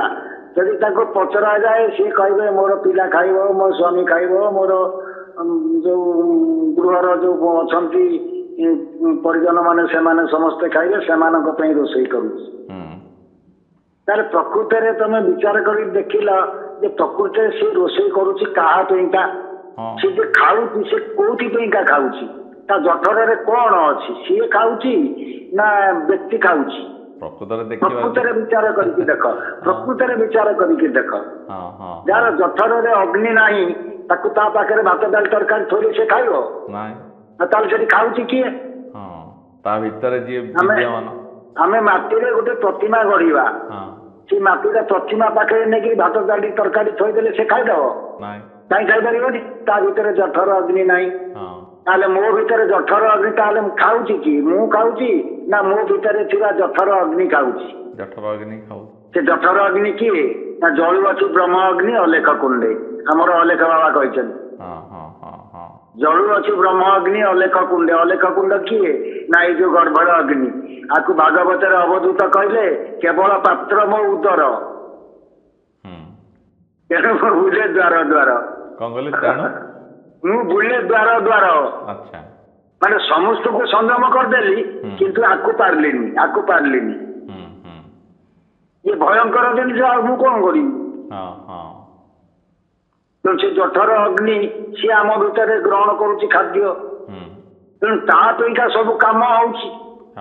ତେଣୁ ତା କାମ ତାଙ୍କୁ ନ ଦେଇକିରି ମୁଁ କାହିଁକି କର୍ତ୍ତା ହେଇଯାଉଛି? ମୁଁ କର୍ତ୍ତା ହଉଛି ବୋଲି ମୁଁ ଦୁଃଖ ଭୋଗୁଛି। ମୋ ହୃଦୟରୁ ଆତ୍ମଜ୍ଞାନ ସୃଷ୍ଟି ନ ହେଇକିରି ଅହଂଜ୍ଞାନ ସୃଷ୍ଟି ହଉଛି। ମୁଁ ମୋର ମତେ ମାରିବୁ ଯେବେ ଧନରେ ଆମକୁ ପାଇବୁ ତେବେ। ଏ ଯୋଉ ମୁଁ ମୋର ପ୍ରକୃତରେ ତମେ ବିଚାର କରିକି ଦେଖୁନା ତମ ଶରୀର ତମେ ତିଆରି କରିଛ କି? ତମ ଜଠରରେ କ୍ଷୁଧା ତମେ ତିଆରି କରୁଛ କି? ଇନ୍ଦ୍ରିୟ ମାନଙ୍କୁ ଯୋଉ ପରିଚାଳନା ଶକ୍ତି ଦେଇଛନ୍ତି ତମେ ସେ ଶକ୍ତି କି ଦଉଛ କି? ତିଆରି କରିଛ କି? ସୃଷ୍ଟି କରିଛ କି? ଯୋଉ ହାତ ଗୋଡ କାମ କରୁଛନ୍ତି ସବୁ ଯୋଉ ପ୍ରକାର ଆଖି କାନ ଯୋଉ ପ୍ରକାର ସବୁ କାମ କରୁଛନ୍ତି ତମେ କରୁଛ ନା ତମ ଭିତରେ ଆଉ ଜଣେ କିଏ ଆକୁ କରୁଛି? ମାନେ ଆମ ଭିତରେ ଜଣେ ବିଦ୍ୟମାନ ଅଛନ୍ତି ବୋଲି ଏସବୁ କାର୍ଯ୍ୟ ହେଇପାରୁଛି। ଏ ପର୍ଯ୍ୟନ୍ତ କେହି ଟିକେ ଆମର ଚିନ୍ତା କରିବା ଦରକାର ଯେ ପ୍ରକୃତରେ ଆମେ କରୁଛୁ ନା ଆମ ଭିତରେ ଆଉ ଜଣେ କିଏ ଆମକୁ କରୁଛି। ଆଉ କୋଉ ତତ୍ତ୍ୱ ଆମକୁ କରଉଛି ସେଇ ନାଗି କହିଛନ୍ତି ତୋ ଦୃଷ୍ଟିରେ ନ ଦେଖିକିରି ମୋ ଦୃଷ୍ଟିରେ ଦେଖେ ତୁ ଜଣା ପଡୁଛି ଆଉ ଜଣେ କିଏ ଆମକୁ ଆମର ସବୁ ଯାକ କାମ କରୁଛି ସିଏ ତେଣୁ କର୍ତ୍ତା ହଉଛନ୍ତି ସିଏ ତେଣୁ ସେଇ ନାଗି ସିଏ କହିଲେ ଯେ ତୁ ସବୁ ଯୋଉ କାମ କରୁଛୁ ମତେ ଟିକେ ଯୋଡି ପାରୁଛୁ ତ ଆଉ ଯଦି ଟିକେ ତୁ ମତେ ଯୋଡି ଦବୁ ତାହେଲେ ଏଇଟା ହେଇଯିବ ନିଷ୍କାମ କର୍ମ ଯୋଗ ଯୋଉ କର୍ମ କଲେ କର୍ମଫଳ ଭୋଗ କରିବାକୁ ପଡେ ନାହିଁ ଅର୍ଥାତ ସଞ୍ଚିତ ହୁଏ ନାହିଁ। ବୁଝିଲୁ ଏଇଟା ତ ଗୃହୀତ ଆଉ ସଞ୍ଚିତ ଉପରେ ଗଲା। ଆଚ୍ଛା କ୍ରିୟମାଣ କର୍ମଟି କଣ? ସେଇ କ୍ରିୟମାଣ ବର୍ତ୍ତମାନ ଯୋଉ କହିଲି କ୍ରିୟମାଣ ତମର ବିଧିଯୁକ୍ତ କର୍ମ କ୍ରିୟମାଣ। ଆଚ୍ଛା ବିଧିଯୁକ୍ତ କର୍ମ ଗୁଡିକ ଯୋଉ ସବୁ ଅଛି ଜନ୍ମ ନେଇକି ଯୋଉ ସବୁ କରିକା ଯାଉଛ ଏଇଗୁଡାକ ତମର ସବୁ ଆମର ସବୁ କ୍ରିୟମାଣ କର୍ମ ଆଉ କଣ। ଆଚ୍ଛା ଯାହା ଆମକୁ ଭୋଗାଭୋଗ ହଉଛି କ୍ରିୟମାଣ କର୍ମରେ ଆମର ସାକ୍ଷ୍ୟ ଲକ୍ଷ୍ୟ ପ୍ରତ୍ୟକ୍ଷରେ ତ ଆମେ ଦେଖୁଛୁ ଆଉ ଉପଲବ୍ଧି କରୁଛୁ ନା କ୍ରିୟମାଣ ଟା ବର୍ତ୍ତମାନ ଯୋଉଟା ଉପଲବ୍ଧି କରୁଛୁ ଆଉ ବର୍ତ୍ତମାନକୁ ଟିକେ ଜଗିଦେଲେ କାମ ସରିଲା ଆଉ କଣ କାମ ସରିଗଲା ଆଉ ସହଜ ସୂତ୍ର ପାଇଏ ଏଇ ବର୍ତ୍ତମାନକୁ ବା ନଷ୍ଟ କରିଦଉଛି ଏଇ ନକାରାତ୍ମକ ଭାବ ଆସିକିରି ଯାହା ମୋର ସ୍ଥିତି ଭିତରେ ନାହିଁ ସେଇ ମୋ ଭିତରକୁ ପଶି ଆସୁଛି। ଏଇ ଯୋଉ ଆଧ୍ୟାତ୍ମିକ ଦୁଃଖ ଯୋଉ ମାନସିକ ଆଉ ଶାରୀରିକ ଯୋଉ ଦିଟାକୁ ଯୋଉ ଆପଣ ବ୍ୟାଖ୍ୟା କରିଥିଲେ ସେଇ ଯୋଉ ଶାରୀରିକ ମାନସିକ ଦେଖିବାକୁ ଗଲେ ଆମର ଅତୀତର ମାନେ ଆମ ସହିତ ଆସିଛି ଅତୀତର ପ୍ରାରବ୍ଧ ଯୋଉଟା ଗୃହୀତ କିଛି ଶରୀରକୁ ଭୋଗ ହଉଛି କିଛି ଆମର ମାନସିକ ଆମର ଭୋଗ ହଉଛି ପୁଣି ଆମେ ବର୍ତ୍ତମାନରେ ଯାହା କରୁଛୁ ସେସବୁ ବି ଆମର ସଞ୍ଚିତ ହେଇ ଯାଉଛି ସିଏ ବି ପୁଣି ଡିପୋଜିଟ ହେଇ ଯାଉଛି ଆଉ ବର୍ତ୍ତମାନରେ ଆମେ ଆମର ଯୋଉ ଅତୀତର ରହିଲା ସିଏ ଭବିଷ୍ୟତରେ ଯୋଉ ଭୋଗବାଦ ସିଏ ବର୍ତ୍ତମାନ ଯେତେବେଳେ ହଉଛି ସେଇଗୁଡାକ ଆମର କ୍ରିୟମାଣରେ ସବୁ ଭୋଗ ହେଇ ଚାଲିଛି। ତାହେଲେ ଏଇ ଯୋଉ ଆଧ୍ୟାତ୍ମିକ ଦେଖିବାକୁ ଗଲେ ଏଇ ଯୋଉ ପାର୍ଟଟା ଏଇ ଯୋଉ ଆପଣ ଜଣିଲେ ଏଇଟା ସବୁ ଆମର ରହିଲା ଆଧ୍ୟାତ୍ମିକ ଭିତରେ ମାନେ ଅଧି ଆତ୍ମା ଭିତରେ ଯୋଉ କର୍ମ ଫଳଟା ଯୋଉଟା ତାହେଲେ ଏଇ ଯୋଉ ଅଧିଦୈବିକ ଆଉ ଅଧିଭୌତିକ ଯୋଉ ଦିଟା ଯୋଉ କହିଥିଲେ ସେଇ ଦିଟା କଣ ତାହେଲେ ସେଇଟା ଆମ ମାନେ କପାଳ ଲିଖନ ନୁହଁ ସେ ଦୁଃଖ ନା ନା ତାହେଲେ ସେଇଟା କଣ ଆଉ ସେଇଟା ଆମେ କେମିତି ଭୋଗ କରୁଛୁ ସେଇଟା କେମିତି ସେଇଟା ଆମର କପାଳ ଲିଖନ ନୁହେଁ ସେଇଟା ପରଠାରୁ ଆସେ ଭୂତ ଜଗତରୁ ପରଠାରୁ ଆସେ ଅନ୍ୟର ଆମ ଉପରେ ଆରୋପ ହୁଏ ଯେମିତି ବାଘ ସିଂହ ହାତୀ ଏମାନେ କଣ ଆମ ପାଇଁକା ଭୟ ସୃଷ୍ଟି କରୁନାହାନ୍ତି ଆମ ଭିତରେ ସୃଷ୍ଟି କରୁଛନ୍ତି ଚୋର ଡକାୟତ କୁକର୍ମୀ ନଷ୍ଟ ଚରିତ୍ର ଆମେ ଯୋଉ ବ୍ୟକ୍ତିକୁ ଦେଖୁଛୁ ସେମାନେ ଆମ ଭିତରେ ଭୟ ସୃଷ୍ଟି କରୁନାହାନ୍ତି ବା ଭୂତ ଜଗତରୁ ଆସୁଛନ୍ତି ଏ ସବୁ ଶରୀର ପଞ୍ଚଭୂତରେ ନିର୍ମିତ ହେଇଛି ତେଣୁ ଏମାନେ ସବୁ ଭୂତ ଜଗତର ଏମାନେ ସବୁ ଭୂତ ଆଙ୍କୁ କୁହାଯାଉଛି। ଆଚ୍ଛା ମାନେ ଅନ୍ୟ ପ୍ରାଣୀ ଅନ୍ୟ ମାନେ ଭୌତିକ ଇଏରୁ ଯୋଉ ଦୁଃଖଟା ଆମକୁ ମିଳୁଛି ଅନ୍ୟମାନଙ୍କ ଠାରୁ ମୋର ନୁହଁ କିନ୍ତୁ ଅନ୍ୟମାନଙ୍କ ଠାରୁ। ଆଚ୍ଛା ଯେମିତି ଆମେ ଘରେ କୋଲପ ପକଉଛେ କାହିଁକି କୋଲପ ପକଉଛେ ଚୋର ପାଇଁ ନା ନାହିଁ ଭୟ ଅଛି ଗାଡିରେ ତମେ ଚାବି ପକଉଛ କାହିଁକି ଚାବି ପକଉଛ ଚାବି ଲାଗିଛି କାହିଁକି ଭୌତିକ ଏଇଗୁଡା ସବୁ ଭୌତିକ ସବୁ ପ୍ରତିକାର ତାର ସବୁ ଭୌତିକ ଦୁଃଖର ଏଗୁଡାକ ସବୁ ପ୍ରତିକାର ଏଗୁଡାକ ସବୁ ଏମିତି ଅଛି ଏ ଯୋଉ ଘର କରିଛେ ଆମେ ଘର କରିଛେ କାହିଁକି ଏଇ ଭୌତିକର ପ୍ରତିକାର ପାଇଁ ଏଗୁଡାକ ଘର ହେଇଛି। ଆଚ୍ଛା ମାନେ ୟାକୁ ଆମେ ଅଧିଭୌତିକ ଆମେ ଦୁଃଖ କହୁଛେ ଆଚ୍ଛା ଆଉ ଅଧିଦୈବିକ ଏଇ ଯୋଉ ବନ୍ୟା ବାତ୍ୟା ଭୂମିକମ୍ପ ମରୁଡ଼ି ବଜ୍ରପାତ ତାପରେ ଆମର ଯୋଉ ଋତୁ ପରିବର୍ତ୍ତନ ଖରା ଦିନ ବର୍ଷା ଦିନ ଶୀତ ଦିନ ଏଗୁଡାକ ସବୁ ଦୈବ। ଭୂମିକମ୍ପ ହବ ତମେ ଜାଣିପାରିବ ନା ବାତ୍ୟା ହଉଛି ତମେ ଜାଣିପ ଏବେ ସିନା ଆମର ରିଆକ୍ଟର ବସିଲାଣି କିନ୍ତୁ ସେଗୁଡାକ ସବୁ କିଏ କାହା ଦ୍ଵାରା କିଏ ହଉଛି ସେଟା ତାର କିଛି ମିଳୁଛି ନାଇଁ ସେଇଟାକୁ ଆମେ ଗୋଟେ ଶୁଣିଛୁ ବି ଦୈବ ଦୁର୍ଘଟଣା ବୋଲି କହନ୍ତି ବୋଲି ଶୁଣିଛୁ ଦୈବ ଦୁର୍ଘଟଣା ବୋଲି କୁହାଯାଉଛି ଆଉ ବୁଝିଲୁ ଏଇଟାକୁ ଫେରେ ଆମକୁ ଭୋଗ କରିବାକୁ ପଡୁଛି ନା ନାଇଁ ନା ଆକୁ ଆମେ ଦୂର କରିପାରିବା। ଆଚ୍ଛା ୟାକୁ ଦୂର କରିବାର କିଛି ଆମ ପାଖରେ ଉପାୟ ନାହିଁ ଏଇ ଯୋଉ ଅଧିଭୌତିକ ଆଉ ଅଧିଭୌତିକ ତ ହଉ ପ୍ରତିକାର ନେଲେ କିନ୍ତୁ ପ୍ରତିକାର ନେବା ସତ୍ତ୍ୱେ ମଧ୍ୟ ସିଏ ମଣିଷକୁ ଭୋଗ ହେଇଯାଉଛି ଭୋଗ ହଉଛି କିନ୍ତୁ ତାର ପ୍ରତିକାର ଅଛି କିନ୍ତୁ ଦୈବିକର କିଛି ପ୍ରତିକାର ନାହିଁ ନାଇଁ ଦୈବିକର ପ୍ରତିକାର ନାହିଁ ବହୁତ ମୁନି ଋଷି ବହୁତ ମନ୍ଦିର ବହୁତ ଦୈବୀ ଜିନିଷ ବି ମଧ୍ୟ ମାନେ ସିଏ ସବୁ ଦେଖୁନା ମନ୍ଦିର ଭାଙ୍ଗିଛି ନଷ୍ଟ ହେଇଯାଉଛି ଆମର କୋଣାର୍କ ମନ୍ଦିର ସୂର୍ଯ୍ୟ ମନ୍ଦିର ନା ଭାଙ୍ଗିଗଲା ନା ଭୂମିକମ୍ପରେ ଆମର ଯୋଉ ବୌଦ୍ଧ କୀର୍ତ୍ତି ଗୁଡିକ ସବୁ ରତ୍ନଗିରି ଆମର ଲଳିତଗିରି ଏଇଠି ସବୁ ବୌଦ୍ଧ ପ୍ରବନ୍ଧର ଯୋଉ ଲଳିତଗିରି ଆମର ସବୁଠୁ ବଡ ଉଦାହରଣ ଏଇ କେଦାରନାଥ ଯୋଉ ହେଇଥିଲା, କେଦାରନାଥ ଯୋଉ ଆମର ବନ୍ୟାରେ ଯୋଉ ନଷ୍ଟ ଭ୍ରଷ୍ଟ ହେଇଥିଲା ଯୋଉ ନଷ୍ଟ ବୋଧେ। ତାପରେ ହରପା ମହଞ୍ଜୋଦାର ଆମେ ଯୋଉ ପାଠ ପଢୁଥିଲୁ କ୍ଲାସରେ, ହରପା ମହଞ୍ଜୋଦାର ମାଟି ଖୋଳିବାରୁ ସେଠି ପ୍ରଥମ ଆଦିବାସୀ ମାନଙ୍କର କେମିତିଆ ସବୁ ଅସ୍ତ୍ର ଯନ୍ତ୍ରପାତି ସବୁ ଥିଲା ହରପା ମହଞ୍ଜୋଦାରରୁ ବାହାରିଛି ବୋଲି ଆମେ ଇତିହାସରେ ପଢିଥିଲୁ। ଏଇ ଜିନିଷ ସବୁ ଏଗୁଡାକ କଣ, ଏଗୁଡାକ ସବୁ ଦୈବୀ ଦୁଃଖ ସବୁ। ବୁଝିଲୁ। ଯେତେବେଳେ ଇଏ ଦୁର୍ଗ ସବୁ ଭାଙ୍ଗିଛି ସେତେବେଳେ ସେ ଦୁର୍ଗରେ ବାସ କରୁଥିବା ବ୍ୟକ୍ତି ବିଶେଷ ସବୁ ଯାଇଛନ୍ତି ନା ତା ଭିତରେ କିଏ ରହିଯାଇଛନ୍ତି? ବିଲକୁଲ ବିଲକୁଲ। ତାହେଲେ ଏଇ ଯୋଉ ଆଜି ମାନେ ଯୋଉ ଏଇ ଯୋଉ ଦୁଃଖର ଯୋଉ ବିଭାଗୀକରଣ ଥିଲା, ଏଇ ଯୋଉ ଦୁଃଖ ଆମକୁ ଭୋଗ ହେଉଛି, ମାନେ ଆଧ୍ୟାତ୍ମିକ ଦୁଃଖ ନିବୃତ୍ତ ହେବାର ତାର ମାର୍ଗ ଅଛି। ଯୋଉ କହିଲେ ନିଷ୍କାମ କର୍ମ ଯୋଗ, ଯୋଉଟା ଯୋଉ କର୍ମର ବନ୍ଧନରେ ଆମେ ପଡୁଛୁ, ସେଥିପାଇଁ ସେଇଥିରୁ ମୁକ୍ତ ହବାର ମାର୍ଗ ଅଛି। ସେଇଟା ଆମ ହାତରେ ଅଛି, ଜୀବ ହାତରେ ଅଛି। ଜୀବ ହାତରେ ଅଛି ମାନେ ଏତେ ସହଜ ଯେ ଆଉ କହିଲେ ନା ସାର୍। ଯୋଉ ଗୁଡାକ ତତେ ଭୋଗ ହଉଛି ପ୍ରତିକାର ସ୍ୱରୂପ, ତତେ ସତ୍ସଙ୍ଗରେ ଯୋଗ ଦେଲେ ସିଏ କହିଛନ୍ତି 6 ଚରମ ଏତେ ମନେ ରଖିଥିବୁ, ସଂଘମ ଶରଣମ ଗଚ୍ଛାମି। ସଂଘରେ ତଥା ସତସଙ୍ଗରେ ନିୟମିତ ବିଧିପୂର୍ବକ ଯୋଗ ଦେଲେ ପ୍ରାରବ୍ଧ ହାନି ହୋଇଥାଏ। ବାସ୍ ବାସ୍, ଯେ ଏଇ ପାଇଁ ତାର ସୂତ୍ର ସେ ଏଠି ଦେଖଉଛନ୍ତି। ଏ କଥାକୁ ବିଶ୍ୱାସ କରୁନା କାହିଁକି? ବିଶ୍ୱାସ ଟିକେ କଲେ ହବ। ଏ କଥାକୁ ବିଶ୍ୱାସ କଲେ ପ୍ରତିକାର ଅଛି, ଏଥିରେ ପ୍ରାରବ୍ଧର ହାନି ହୁଏ। ହାନି ମାନେ କଣ? ହାନି ଅର୍ଥ ପୁରା ନଷ୍ଟ ହେଇଯାଏ ନା, ତ ତାର ପ୍ରକୋପ କମିଯାଏ। ମାନେ ପ୍ରାରବ୍ଧ ମାନେ ସେଇ ଯୋଉ ଗୃହୀତ ଯୋଉଟା ଆପଣ କହିଲେ, ଯୋଉଟା ଆମର ଅତୀତରୁ ଆସିଛି, ଯୋଉଟା ଅତୀତର ଆସିଛି, ପ୍ରାରବ୍ଧର ହାନି ହେଇଯାଏ। ନିୟମିତ ବିଧି ପୂର୍ବକ ସତ୍ସଙ୍ଗରେ ଯୋଗ ଦେଲେ, ସେଇଠୁ ସତ୍ସଙ୍ଗ କଣ? ସତ୍ସଙ୍ଗରେ ଯୋଗ ଦେଲେ ଏଇଟା ହବ। ଆମେ କଣ ସତ୍ସଙ୍ଗରେ ଅଛୁ? ନାଇଁ, ଏଇଥିରେ ଗୋଟେ ପ୍ରଶ୍ନ ଆସୁଛି କଣ ନା, ନିୟମିତ ଜଣେ ସତ୍ସଙ୍ଗରେ କେମିତି ଯୋଗ ଦେବ? ସିଏ ରହୁଛନ୍ତି ସବୁ କର୍ମ ବ୍ୟସ୍ତତା ଭିତରେ, ସିଏ ପୁଣି ମାସକୁ ବର୍ଷକୁ ଗୋଟେ ସତ୍ସଙ୍ଗ ହଉଛି କି ସପ୍ତାହକୁ ଗୋଟେ ସତ୍ସଙ୍ଗ ହଉଛି, ସେଇଟା କଣ ସମସ୍ତେ କଣ ଯୋଗ ଦେଇପାରିବେ? ଏଇଟା କଣ ସମ୍ଭବ ହେଇପାରିବ ନା? ଏଇଟା କେମିତି କଣ, କେଉଁ ଅର୍ଥ? ଏଇ ସତ୍ସଙ୍ଗ ସେଠି କହିଲେ ନା, ସଂଘମ ଶରଣମ ଗଚ୍ଛାମି। ସଂଘମ ଶରଣମ ଗଚ୍ଛାମି। ତମେ ଯୋଉ କଥା କହିଲନି ସିଏ ହଉଛି ସେଇ ସଂଘ କଥା। ଆଚ୍ଛା। ଆଉ ଏଠି ଯୋଉ ସତ୍ସଙ୍ଗ କହିଲେନି, ଇଏ ସତ୍ସଙ୍ଗ ହଉଛି ତମ ନିଜ କଥା। ସେ ସଂଗତିରେ ଯୋଗ ଦେଲେ ସେଇଠି ମିଳେ ଅଧ୍ୟୟନ ଜିନିଷ, ସେଠୁ ମିଳେ। ନିଜେ କୋଉଠୁ ଅର୍ଜନ କରିପାରିବ? ନିଜେ ଅର୍ଜନ କରିପାରିବନି, ସେଟା ସଂଘରୁ ହିଁ ମିଳିବ। ଯୋଉ ଜ୍ଞାନ ତତ୍ତ୍ୱ ଭଲ ମନ୍ଦ ଯାହା ତମେ ତମର ନୀତି ନିୟମ ସବୁ ପାଇବ କୋଉଠୁ? ସଂଗତିରୁ ପାଇବ ନା କୋଉଠୁ ପାଇବ? ସଂଗତିରୁ ପାଇବ। ଆଉ ସଂଗତି ନ ରଖିଲେ ମିଳିବ କେମିତି? ସହିଁକିରି ମିଳେ ନା ସେଇଟା। କିନ୍ତୁ ଏଇ ଯୋଉ କଥା ଯୋଉ କହିଲେ ସତ୍ସଙ୍ଗ କରିବା କଥା, ଯୋଉ ତମେ ବର୍ତ୍ତମାନ କହୁଛ ସମୟ ନାହିଁ ଇଏ ନାହିଁ, ଯୋଉ କଥା କହିଲ, ଏଇଟା ଇଏ ସତ୍ସଙ୍ଗ ଇଏ ପେଇକା ନୁହେଁ, ଇଏ କୁହାଯାଇନି। ସେଠି ସଂଘମ ଶରଣମାମି କଥା ନୁହେଁ। ଆମର ଏଇ ଯୋଉ ବାହାରେ ଯୋଉ ସତ୍ସଙ୍ଗ ସବୁ ଆମର ହଉଛି, ଇଏ ହଉଛି ସଂଘମ ଶରଣମ ଗଚ୍ଛାମି।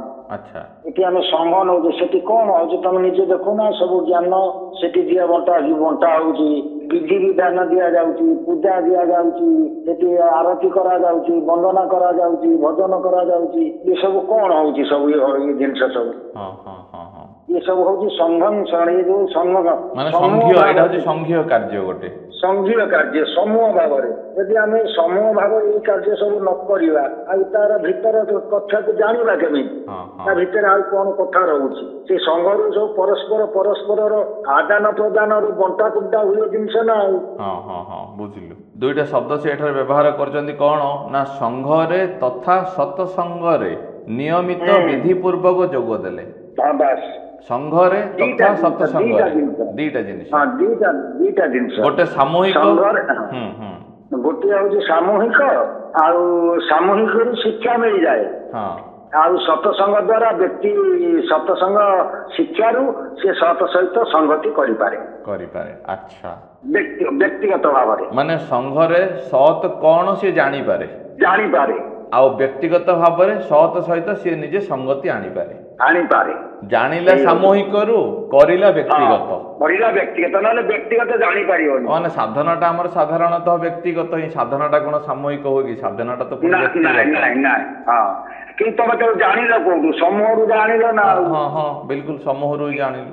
बिल्कुल एबे चरम पत्रिकाटा आमर संघ ही बाहर करिछि ना संघरु का चरम विषय जानिलु पुणी ताकू कार्यकारी करिवु साधना करिवु व्यक्तिगत सत्संग सत हाँ सत मोरी भितर अच्छी सत मोरी से कथा से कही बा से कथा आम आलोचना होगा जाऊँ मु तो अनुभव थेला बेले तू अज्ञान अंधार अचेतन अच्छु बोली मत अनुभव कर पारुनु से हूँ सत्संगर कथा से कथा थाऊ ताकू परवर्ती पर्याय आउ परवर्ती पर्याय भाई मानकर कौन सब आसीबो प्रश्न जो प्रारब्ध हानि हुए कर्म फलर निष्काम कर्म हो जाए कर्म निष्काम कर्म रे परिणत हो जाए संचित हुए नहीं पुनर्जन्म हुए नहीं चरम को रास्ता प्रीति जाए केमिति ना सत सहित संगति आनिले सत सहित संगति आनिले मु तोते वचन देइछि तोर हाथ धरी चरम रे पहुंचाई देबी सेथिपई तोते निर्मल करिवा शुद्ध करिवा मार्जित करिवा मोर कर्तव्य से मान मु एटा पढी आपण आउथरे सुनौछि से कहउछन तांकर कर्तव्य पुणी आउ गोटे लाइन आपण पढी सुनौछि जेते बेले से कहउछन्ति धनटा परा चिंता करना मु परा छाई परी तो पाखे पाखे अछि मन उणा काहे की करूछु आज सिना चली गला हेले काली तो अछि मु तोते बतेई देइथिबा क्रिया कर्म आचरण को अभ्यास करने को आज पुणी थरे संकल्प कर संगे संगे आरंभ कर देखिबो सबु धीरे धीरे मने पड़ीजिवो तू तोर स्थिति फेरी पाइबो मोर एइथरे भाई मानकर प्रश्न आसीजी गोटे जोटा कि मुझे आपण रखुची कौन ना जेतेबेले से छाई परी अछंती आमको निर्मल करबा तांको कर्तव्य से कहउचंती आउ गोटे स्थान रे से कहिचंती मु कथा देइथिली एबे मध्य मो कथारे मु अटल अछि तोर घर परिष्कार करी पुनः प्रतिष्ठा निश्चय करिबी पुणी आउ गोटे स्थान रे से कहिचंती तेणुरे मोर नयन पितुला एबे मध्य यथेष्ट समय अछि निजको परिष्कार करिने आगामी संधि समय पाई प्रस्तुत होई जा सेठारे कहिले तोर घर परिष्कार करी पुनः प्रतिष्ठा निश्चय करिबी पुणी एठारे कहिले निजको परिष्कार करिने आम भाई भौणी मानकर गोटे द्वंद्व रहुची कौन ना आमे केवल तांको नाम स्मरण कले कि तांको नाम को आमे जपिले कि तांको नाम को आमे उच्चारण कले से आमर सब काम करि जिवे आमको किछि करिवाकू पड़िबो नाही खाली तांको नाम नेले यथेष्ट किंतु ताहा करिवा द्वारा कोनसी परिवर्तन अनुभव हेउ नाही जेबुठु धारा नेलेनी सेबुठु गुरुस्वामी गुरुस्वामी गुरुस्वामी प्रभु प्रभु प्रभु बीज मंत्र अनेक मंत्र किंतु मानसिकतार परिवर्तन जो परिष्कार होगा कथा से कहउचंती से मानस परिष्कार हो पारु नाही तो एइठे आमे माने गोटे द्वंद्व रे रहउचु कोन ना से कथा देइचंती से मार्जित करिवे पुणी एइठे देइचंती ते निजको तू परिष्कार कर पुणी से आमको कहउचंती ते तू संकल्प कर तू करे बोली कहउचंती एई दीटा गोटी आपण समाधान करंतु कहीं आमे जिते वाक्यटा पढ़ुचु आम पाई जहाँ सहज आमे ताकू धरुचु आम पाई जोटा कष्ट आमे ताकू छाड़ी दउचु दृढ़ संकल्प करबा आम पाई कष्ट कहीं भाई माने करिगिरी पुणी प्रश्न तो देइचंती ना जेतले करिवा को जाइचंती सेही तो दृढ़ संकल्प हेई पारुनी बोली तो प्रश्नटी रखिचंती किंतु सी कहते तत्ते सफा करिया मोर कर्तव्य मु तो पाखे पाखे अच्छी कहिले किंतु पुणी एपटे कहले तू संकल्प करे तू दृढ़ संकल्प करे तू करे बोली से कहले ताहले तांको कर्तव्य आम करिवा आमे तो भाबुछु सी करि नेबे किंतु सी तो कहउतदे हमको तू करे एटा गोटे समस्त जो माने पाठक अछन से मानक पई एटा टिके द्वंद्वर विषय हेउछि हमर शरीर रे जो कर्म होउछि दुईटी कर्म होउछि दुई भाग रे कर्म होउछि गोटे भाग होउछि तांकर आउ गोटे भाग होउछि जीवर अच्छा कहीं ना जीव को देइछन्ति से स्वाधीनता काको मनुष्य मनुष्य को जेतेबेले स्वाधीनता देइछन्ति सी ता इच्छा रे गति करि पारिबो से ताको अहम ज्ञान कुआ जाउछि ता इच्छा रे से कर्म करिछि आउ तांकर जोटा रहउछि सी होउछि तांको इच्छा रहउछि अच्छा ତେଣୁ ତାଙ୍କ ଇଚ୍ଛାରେ ସେ ଯୋଉ କର୍ମ ଆମ ଭିତରେ କରୁଛନ୍ତି ସ୍ୱତଃପ୍ରବୃତ୍ତ ନିଶ୍ୱାସ ପ୍ରଶ୍ୱାସ ଗତି କରୁଛନ୍ତି ସେ ଲେଖିନାହାନ୍ତି କେମିତି କଣ ସବୁ ନିଶ୍ୱାସ ପ୍ରଶ୍ୱାସ ରକ୍ତ ସଞ୍ଚାଳନ କି ହଜମ ବାୟୁ ସଞ୍ଚାଳନ ଏସବୁ ତୋ ଭିତରେ କରୁଛି କିଏ? ସେ ଯୋଉ କହିଛନ୍ତି ମୁଁ ତ ଛାଇ ପଡିକି ଜଗି ରହିଛି କଣ ଛାଇ ପଡିକି ଜଗି ରହିଛି ଯଦି ସେ ସବୁ ଏଇ କ୍ରିୟା ଆମ ଭିତରେ ନ କରୁଥାନ୍ତେ ତାହେଲେ ମୁଁ ମୋର ସ୍ଥିତି ବଜାଇ ରଖିପାରିଥାନ୍ତି ଅବହେଇନଥାନ୍ତା। ତେଣୁ ସିଏ କହୁଛନ୍ତି ମୁଁ ଛାଇ ପଡିକି ତୋ ସାଙ୍ଗରେ ଲାଗିକିରି ଅଛି ଯଦି ମୁଁ ମଧ୍ୟ ତୋତେ ବଚନ ଦେଇଛି ଚରମକୁ ନେବି ସେ କାହିଁକି କହୁଛନ୍ତି ନା ତୋତେ ଯେତେବେଳେ ମୁଁ ସ୍ୱାଧୀନତା ଦେଇଛି ତୁ ଯୁଆଡକୁ ଯିବୁ ମୁଁ ସିଆଡକୁ ଯିବି ଏ କଥା ବି ମଧ୍ୟ ସେ କଲ୍ୟାଣ ଦଳିତରେ କହିଛନ୍ତି ତୋ ଭାବରେ ଆମେ ଭାବଗ୍ରାହୀ ଦେଖ ସେ କହିଛନ୍ତି ତୁ କଣ ଜାଣିନୁ ରେ ଧନ ଆମେ ନିଷ୍କ୍ରିୟ ଆମେ ନିରାମୟ ଆମେ ଇଚ୍ଛାଧୀନ ବୋଲି ତମ ଅନ୍ତଃକରଣର ସଞ୍ଚିତ ଭାବକୁ ନେଇ ଆମେ ଖେଳା କରୁ ତାହା ହିଁ ଆମର ଲୀଳା ଲୀଳା ସେଇଠି ଯୋଉ କଥା କହିଛନ୍ତି ସେଇ କଥାକୁ ଦେଖ ସେଠି କଣ କହିଛନ୍ତି ଏଠି କଣ କହିଛନ୍ତି ମାନେ ଆମେ ଦୃଢ ସଂକଳ୍ପ ଯଦି ହେଲୁ ତାହେଲେ ଆମର ସେଇ ଦୃଢ ସଂକଳ୍ପର ସଞ୍ଚିତ ଭାବକୁ ନେଇକିରି ସେ ଖେଳ କରିବେ ନା କଣ? ବାସ୍ ବାସ୍ ବାସ୍ ନହେଲେ ତମେ ଯୋଉଥିରେ ଦୃଢ ସଂକଳ୍ପ ଅଛ ସେଇ ଭାବରେ ସେ ଖେଳ କରୁଛନ୍ତି ଆଉ ଆଚ୍ଛା ମାନେ ଆମେ ନକାରାତ୍ମକର ଯଦି ଦୃଢ ସଂକଳ୍ପ ନେଇଛୁ ନାହିଁ ନକାରାତ୍ମକ ଆଣିକିରି ହିଁ ପୁରେଇବୁ ତାହେଲେ ସିଏ ସେମିତିଆ ଖେଳ କରିବେ ଯଦି ଆମେ ସକାରାତ୍ମକ ଆଣିକିରି ପୁରେଇବୁ ତାହେଲେ ସିଏ ସେମିତିଆ ଖେଳ କରିବେ ନା କଣ? ତମେ କୃପଣତା ଭାବ ପୋଷଣ କରି ଆସିଲେ ଆମେ ତମକୁ ବଦାନ୍ୟ କରିପାରିବୁ କିପରି? ଆଚ୍ଛା ମାନେ ଆମେ ଯଦି କୃପଣତା ଭାବକୁ ଦୃଢ କଲୁ ସିଏ ଆମକୁ ବଦାନ୍ୟ ମାନେ ସରଳ ଆଉ କରିପାରିବେନି ସିଏ ଆମକୁ କୃପଣ ହିଁ କରିବେ। ସିଏ କହିଛନ୍ତି ହାତ ଧରିକି ଚରମକୁ ନେଇଯିବେ ତୋର ପୁଣି ଦୃଢତା ରହିବା ଦରକାର ତ ମୋ ହାତରେ ତୋ ହାତଟା ତ ପୁଣି ଦୃଢ ଭାବରେ ରହିବା ଦରକାର। ଆଚ୍ଛା ମାନେ ଆମେ ଯଦି ଇଚ୍ଛା ପ୍ରକାଶ କଲୁ ଚରମକୁ ଯିବାର ତାହେଲେ ସିଏ ଆମକୁ ନେଇକିରି ପହଞ୍ଚେଇଲେ ଯଦି ଆମେ ଯିବାକୁ ଇଚ୍ଛା ମୁଁ ଯଦି ହାତ ନ ଦେଖେଇବି ତାଙ୍କୁ ସେ ଧରିବେ କାହାକୁ?